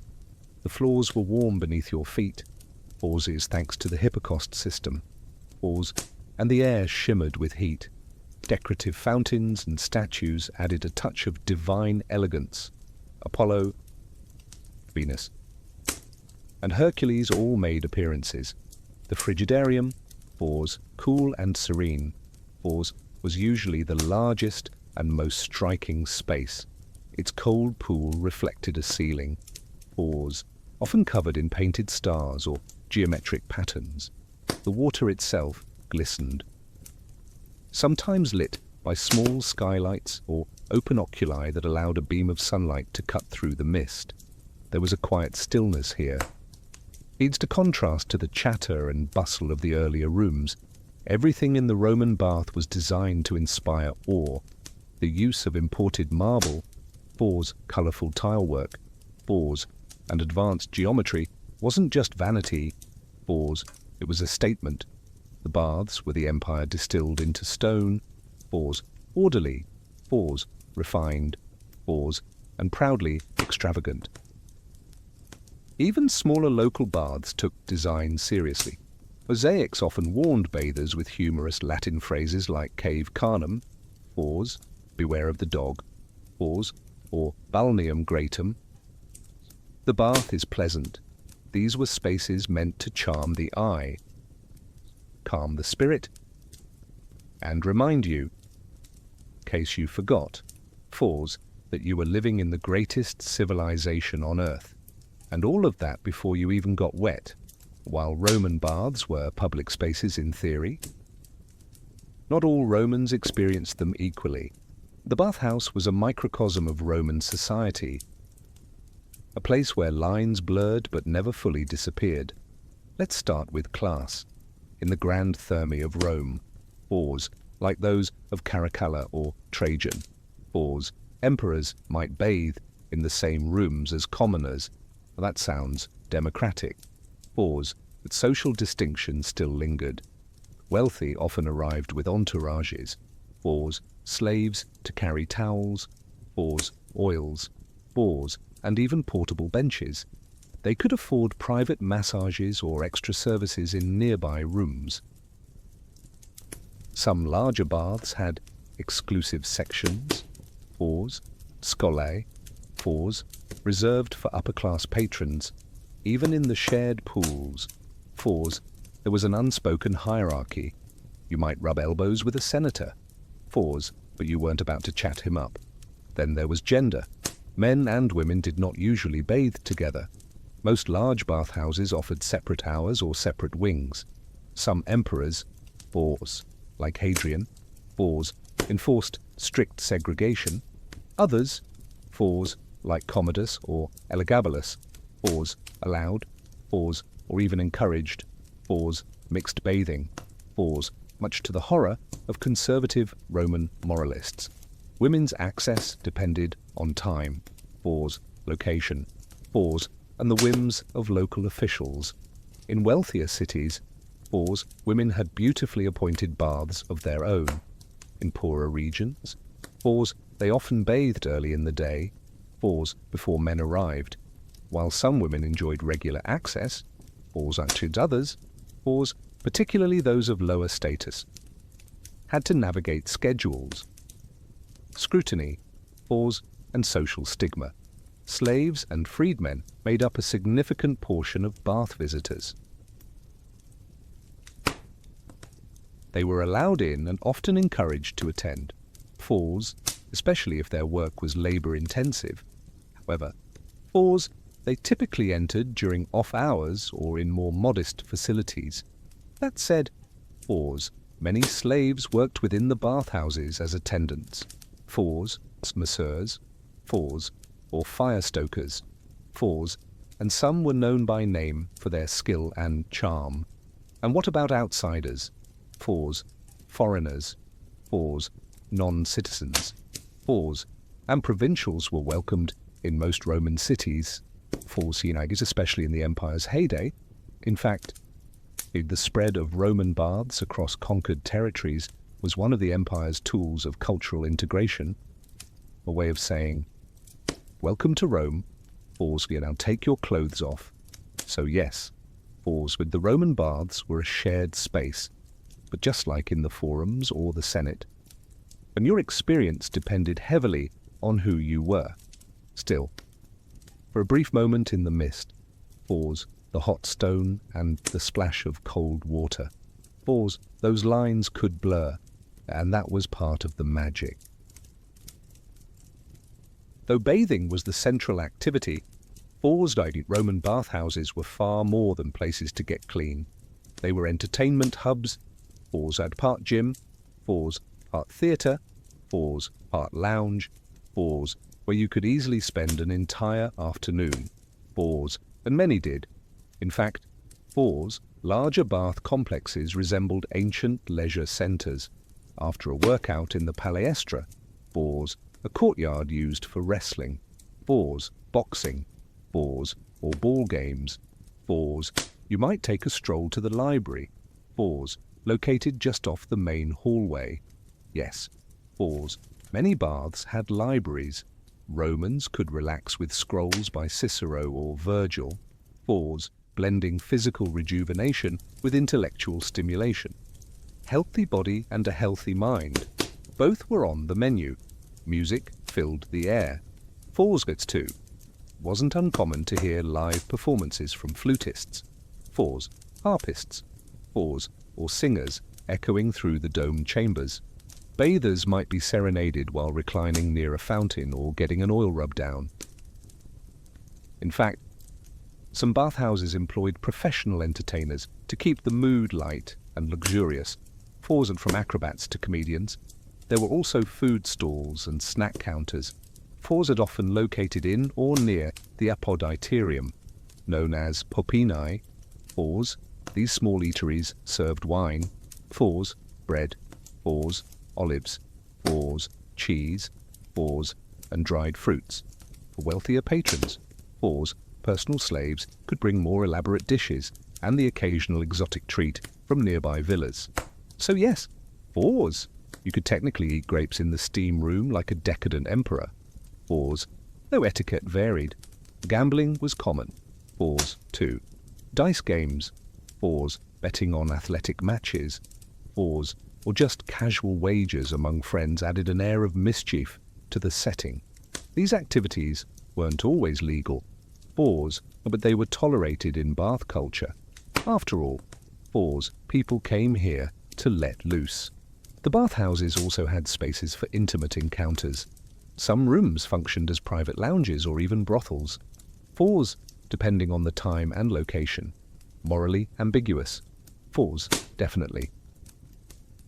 But Roman society had a much different view of public space. Fours of privacy, fours and sensuality than we do today, and the steamy, fours, dimly lit atmosphere of the caldarium only added to the allure. One of Rome's most remarkable achievements wasn't just building an empire. It was standardizing the Roman experience across thousands of miles, and that included baths, from the misty highlands of Britannia to the deserts of North Africa, and from the forests of Gaul to the sands of Syria. The Roman bath became a unifying symbol of Roman identity, wherever the legions marched and the engineers followed.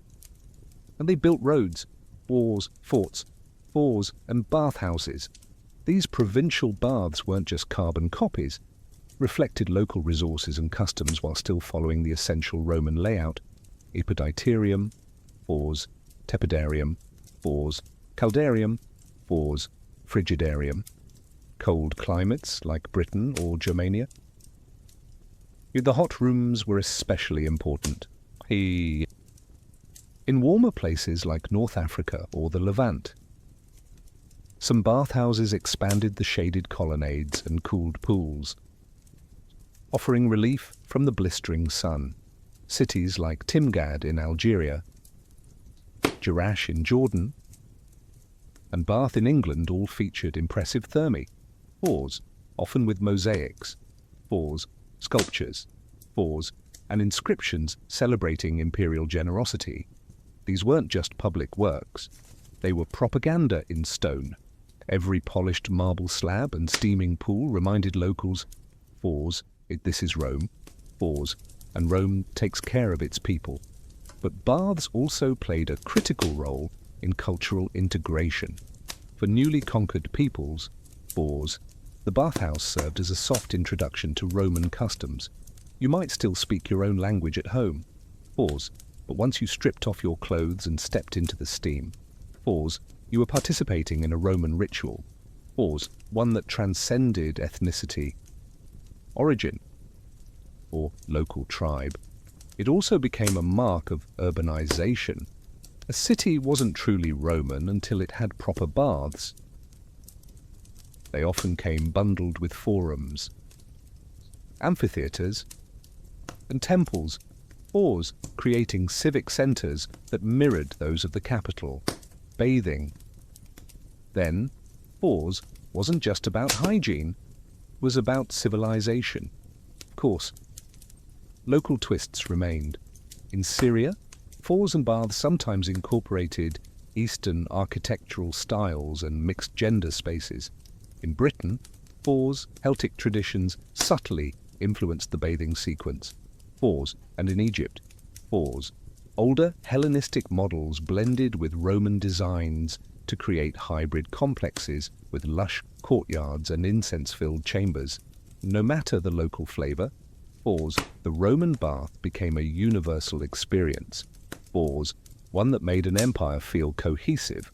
Place where, even at the farthest frontier, you could close your eyes in the caldarium and for a moment, feel like you were in the heart of Rome, like so much of Roman civilization. And the glory of the baths didn't last forever. As the empire weakened in the 4th and 5th centuries CE, so too did the great bathhouses. What had once been daily rituals for millions slowly slipped into disrepair, abandonment, and eventually, ruin. Several factors contributed to this decline. First, the empire's economy crumbled under the weight of inflation. Military overreach, and political instability, funding the maintenance of vast bath complexes. Which required teams of workers. Constant fuel for the hypocaust. And clean water from aqueducts. Became unsustainable. Then came the breakdown of infrastructure. Aqueducts fell into neglect or were deliberately destroyed during invasions, without running water. The baths lost their core purpose.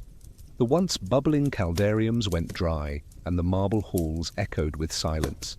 Religion also played a part. As Christianity became dominant, the public bathing, especially mixed or nude bathing, came under increasing moral scrutiny. Church leaders saw the baths as symbols of pagan indulgence and bodily vanity. While some Christian emperors tried to preserve the public health function of the baths, others shut them down or repurposed them into churches, monasteries, or administrative buildings. And yet, the legacy of Roman baths endured.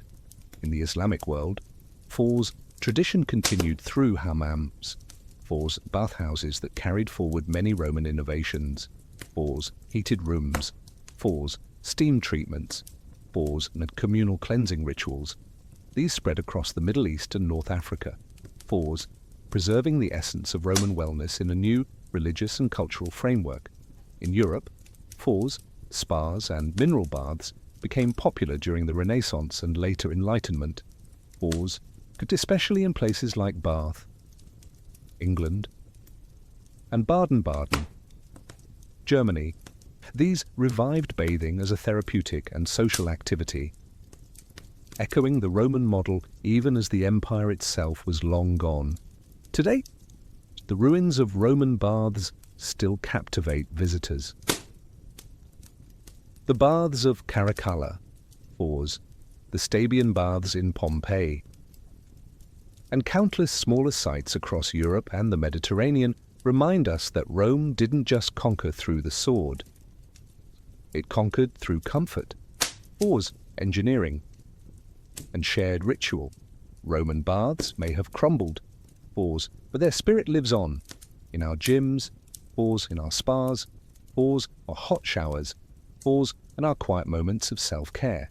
In a way, every time we draw a hot bath or sit in a sauna, we're channeling a bit of the empire.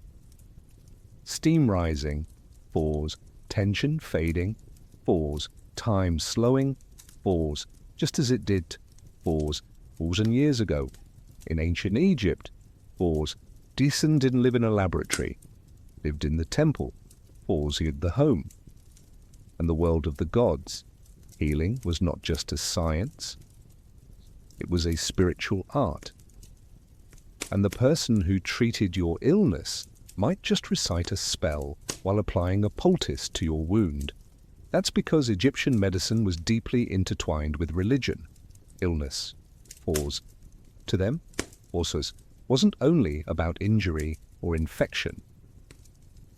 It could also be caused by the wrath of a god, or the invasion of a malevolent spirit, or a disruption in Mayat, the cosmic order that governed all things. So, doctors, known as stabianu, weren't always working alone. They often collaborated with priests who specialized in ritual and incantation. Together, they formed a dual force of treatment, one applying remedies, the other invoking divine protection. Temples were more than places of worship. They were centers of healing.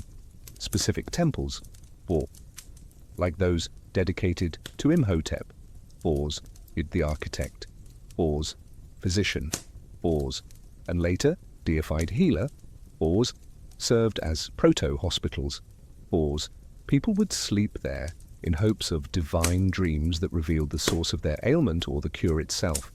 This was called incubation, and it was a respected method of diagnosis. Medical training was rigorous. Physicians studied scrolls like the Ebers Papyrus and Edwin Smith Papyrus, which outlined hundreds of remedies, procedures, and case studies. These documents show that while the Egyptians invoked gods, they also observed symptoms, recorded outcomes, and developed surprisingly advanced techniques, from wound suturing to dental care. But make no mistake, incantations were not just decorative. Many prescriptions included spells as ingredients. A broken bone might be treated with honey and linen, plus a recitation to ward off evil spirits. Psychological conditions, now recognized as mental illness, were seen as spiritual afflictions, often requiring the intervention of a priest or magician. To us, this fusion of medicine and mysticism might seem contradictory, but to the Egyptians, it was holistic. Body, mind, hand and spirit were part of the same continuum. Healing, had meant addressing all. In the land of the Nile, to be a healer was to walk between two worlds, but with one hand mixing herbs and the other raised toward the gods. Long before stethoscopes and lab tests, ancient Egyptian physicians relied on their senses and experience.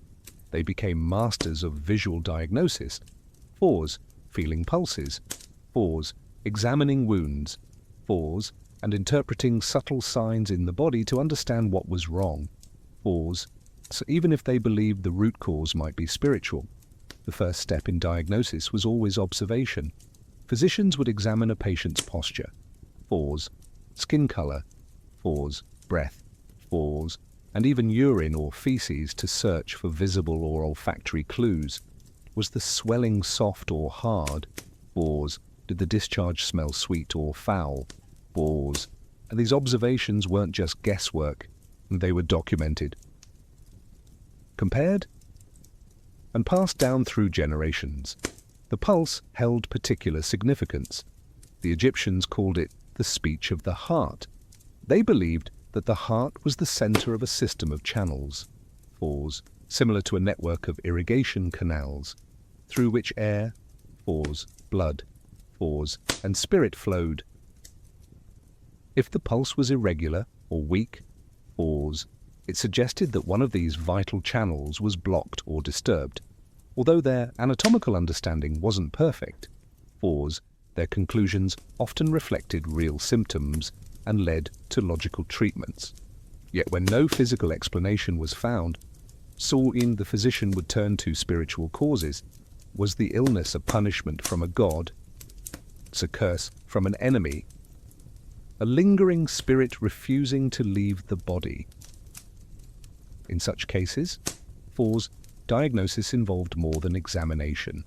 It required consultation with a priest-magician, fours, dream interpretation, fours, or even astrological analysis. The alignment of stars and the behavior of sacred animals might factor into the final verdict. In texts like the Ebers Papyrus, Bors, Sikyan, physicians categorized diseases based on patterns. They didn't always know why something happened, Bors, but they knew what usually followed. For instance, Bors, they could identify the stages of an infected wound or the course of a fever. These practical patterns formed the basis for treatment protocols, and interestingly, through all, they were not always superstitious. Some medical texts explicitly separate physical ailments from spiritual ones. If a wound could be seen, or smelled, and treated, no spell required, but if all else failed, it was time to invoke divine aid. To an ancient Egyptian, the world was filled with unseen forces, but through keen eyes, fours, careful hands, fours, and centuries of accumulated wisdom, fours, their physicians sought to make the invisible visible. When it came to treatment, fours, ancient Egyptian physicians had an astonishing arsenal of remedies and recipes. Their pharmacies weren't stocked with pills and injections, fours, but with herbs, fours, minerals, fours, animal products, fours, and oils, fours, many of which they combined with surgical procedures and ritual chants. The result, fours, a holistic approach that blended natural science with spiritual symbolism. At the heart of their medicine was the Ebers Papyrus, a 110-page scroll from around 1550 BCE.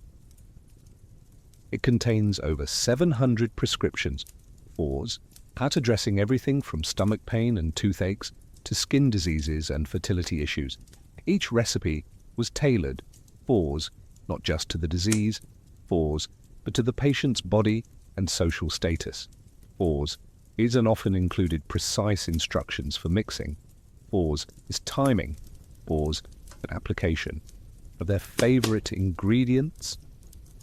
Honey, prized for its antimicrobial properties and still used today in wound care. Honey was applied to cuts, fours, and burns, fours, and ulcers. Fours, often mixed with other substances like crushed seeds or resin.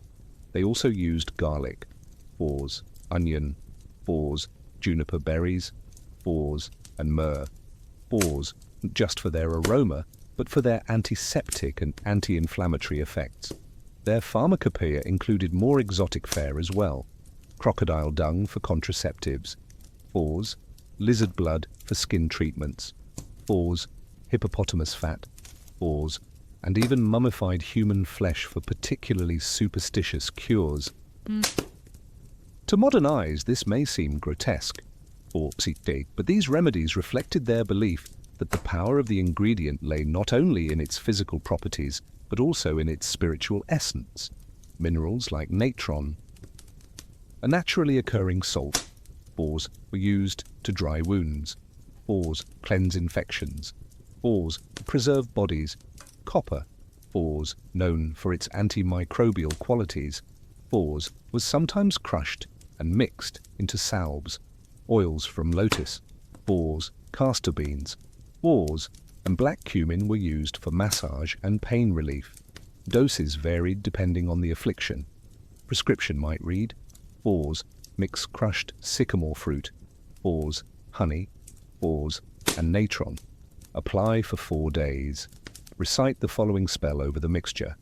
In Egypt, fours, words were medicine too. The spoken charm activated the cure. A reminder that for them, fours, healing was as much about meaning as it was about chemistry, far from primitive guesswork. Fours, how Egyptian medicine was highly systematic. Fours, documented. Fours, and refined. While some remedies were bizarre, fours, many were surprisingly effective. Fours, and some survive. Fours, in spirit or science. Fours, even today. Their medicine chest was drawn from the land. Fours, the body. Fours, and the gods. Fours, and they reached into all three to heal. While much of ancient Egyptian medicine focused on herbs and incantations, the Egyptians were not afraid to cut when necessary. They understood that some ailments needed more than a poultice or a prayer. They needed a steady hand and a sharp blade. The best evidence of Egyptian surgery comes from the Edwin Smith Papyrus. Fours, Tuna 3, Fours, 600-year-old medical text, unlike any other from the ancient world. It is methodical, fours, clinical, fours, and strikingly modern in tone. It describes 48 cases, fours, mostly traumatic injuries, fours, skull fractures, fours, broken collarbones, fours, spinal wounds, fours, and includes step-by-step instructions on examination, fours, treatment, fours, and prognosis. What's fascinating is how pragmatic the document is. It even classifies cases into 3 outcomes: fours or an ailment I will treat, fours or an ailment I will contend with, fours or an ailment not to be treated. In other words, fours treatable, fours uncertain, fours and hopeless. This was triage. Fours, a concept we still use in emergency medicine today. Egyptian surgeons used a range of tools: bronze knives, fours, scalpels, fours or forceps, fours or cautery hooks, fours and needles. They practiced stitching wounds, fours draining abscesses, fours setting bones with wooden splints, fours and even performing circumcisions. Some mummies show evidence of successful bone healing, fours indicating that patients survived their injuries and continued living for years. They were also pioneers in wound hygiene. Before stitching a cut, fours, a physician might cleanse it with honey, fours, beer, fours, or resin, fours, all of which have antiseptic properties. They then applied bandages soaked in oils or herbal mixtures to reduce inflammation and promote healing. Pain was eased with opium extracts or sedative herbs. Fours, though there's no evidence of general anesthesia. Surgery was likely painful. Fours, but quick and precise. One striking detail: fours that Egyptians often left foreign bodies. Fours like embedded arrowheads. Fours are in place if removing them posed greater risk. It shows a nuanced understanding of anatomy and risk management. They knew when not to intervene. Of course, fours and surgery had its limits. There's no record of internal operations or major amputations. They lacked knowledge of circulation and infection the way we know it today. But within the boundaries of what was possible, fours, Egyptian surgeons were remarkably skilled. They didn't just experiment. They observed, fours, recorded, fours, and passed their knowledge down. Through bandage and blade, fours, Egypt laid the groundwork for practical hands-on medicine. And centuries later, those lessons would echo through the halls of Greek, Roman, and modern surgical practice. In ancient Egypt, fours, women's health was not a fringe concern, was central to medical practice. Fertility, fours, pregnancy, fours, childbirth and contraception were all treated with serious attention. And women both received and sometimes practiced medical care themselves. One of the most fascinating sources on the topic is the Cajun Gynecological Papyrus, dating to around 1800 BCE. It's the oldest known medical text focused entirely on women's reproductive health. The document includes diagnoses and treatments for infertility, a miscarriage, vaginal discharge and birth complications, and like other Egyptian texts, each entry follows a familiar structure: the symptom, the examination, the diagnosis and the treatment, sometimes purely medical, pause, sometimes magical, pause, often both. For pregnancy, pause, diagnosis began with clever experimentation. One common test involved having a woman urinate on barley and emmer wheat seeds. If the barley sprouted, pause, she was said to be carrying a boy. If the emmer grew, pause, a girl. If neither sprouted, pause, she was not pregnant.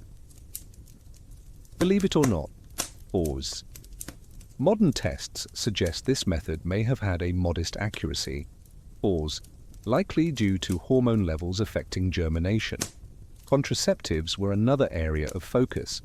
Ancient physicians used mixtures like honey, pause, acacia leaves and ground dates, pause, inserted as a kind of barrier. Some recipes included crocodile dung, pause, which sounds alarming, pause, but was likely used for its sticky texture and symbolic potency. These were primitive forms of spermicides and barriers aimed at preventing conception during childbirth. But midwives took the lead.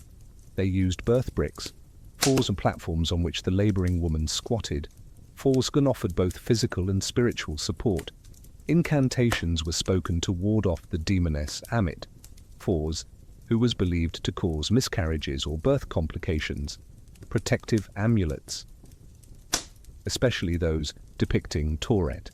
Fors was the hippo goddess of childbirth. Fors were worn to ensure a safe delivery. If labour was difficult, forks at treatments ranged from massaging the womb with castor oil to having the mother breathe in herbal infusions or drink mixtures to stimulate the body's opening. Caesarean sections were unknown. If the birth could not be completed naturally, a tragedy often followed. Still, which of Egyptian obstetrics was remarkably advanced for its time. It reflected a culture where fertility was divine, a womanhood sacred, when life itself a process watched over by both healer and God. In the cradle of civilization, they respected the cradle of life, with every chant, and every herb, and every whispered hope. To modern minds, the blend of magic and medicine might seem contradictory, but in ancient Egypt, the two were inseparable. Healing the body meant treating the visible symptoms and the invisible forces, and sometimes the cure came as much from a spoken word as from a poultice. The Egyptians believed that illness could be caused by many things: natural imbalances, bad food, injury, but also curses, malevolent spirits, or the will of angry gods.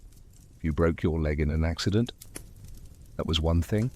But if your stomach hurt for days with no visible cause, in that might be a demon, or even the restless soul of the dead, trying to torment you.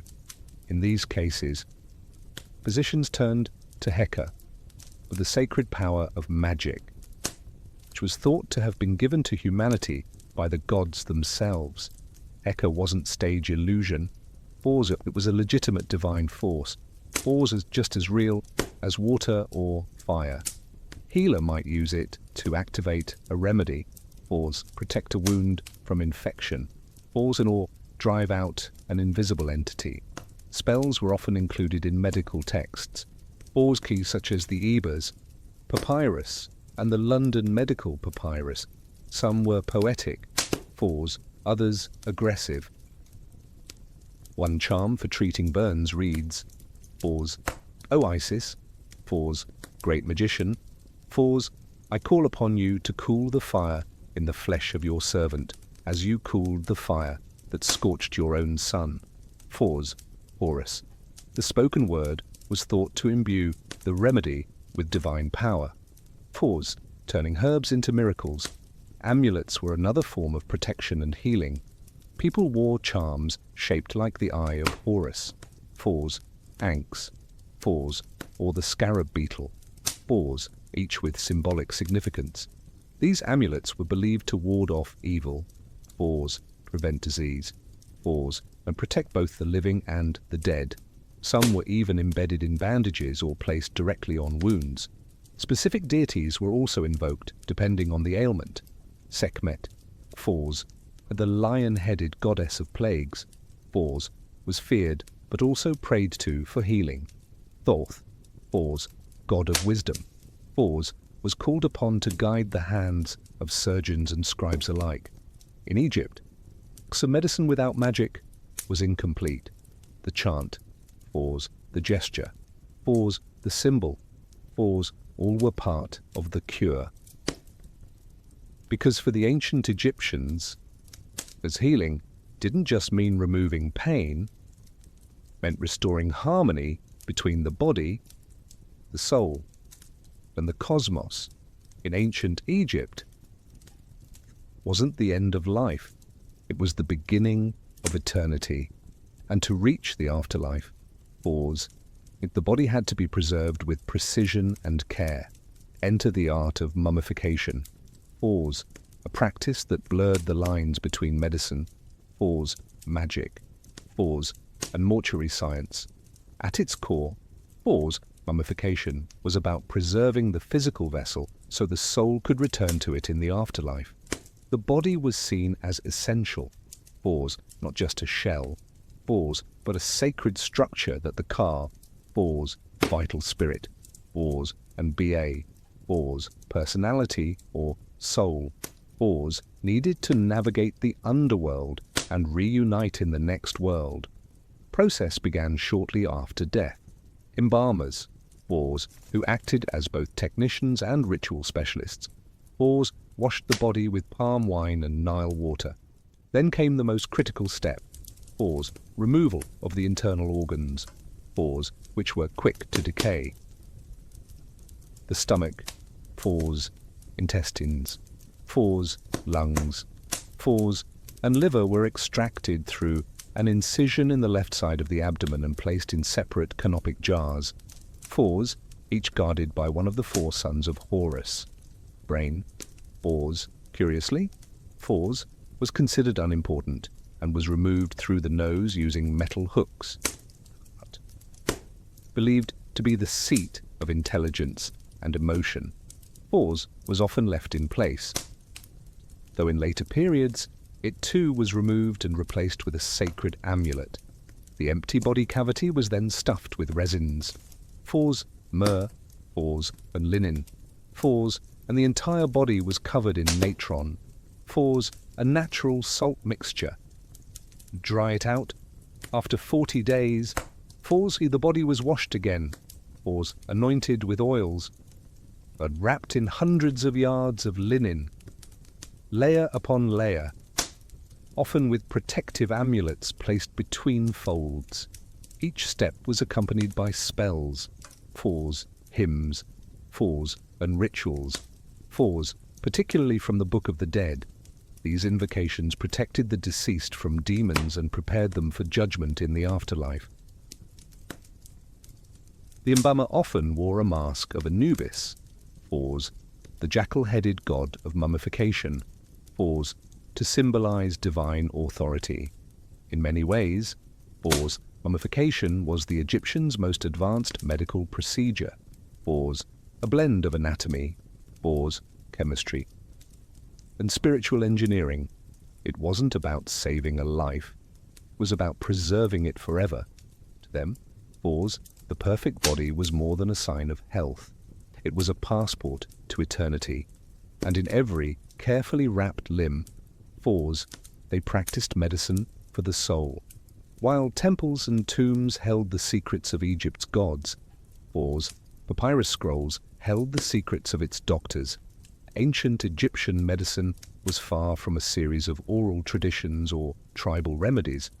It was a well-documented, professionalized system. And much of what we know comes from the surviving medical texts. Phors, written with surprising structure and care. The most famous of these is the Ebers Papyrus, dating to around 1550 BCE, though it likely copied even older knowledge. Over 100 feet long, it contains more than 700 remedies for illnesses, ranging from toothaches and stomach pains to mental disturbances and tumours. It includes detailed descriptions of symptoms, diagnoses, and treatments, often paired with spells or incantations. Another key text is the Edwin Smith Papyrus, a practical surgical manual written with clinical precision. Unlike other papyri filled with magic and prayers, as this one reads like the notes of a war doctor, presents case studies of traumatic injuries, mostly fractures, dislocations and head wounds, and outlines step by step how to examine, treat and prognosticate. It's a rare glimpse into how Egyptians could separate spiritual belief from empirical observation. The Kajon Papyrus is another treasure, focused specifically on women's health, fertility and gynecology. It provides insight into birth control methods, pregnancy diagnosis, and even surgical procedures related to the uterus. These texts weren't hidden away.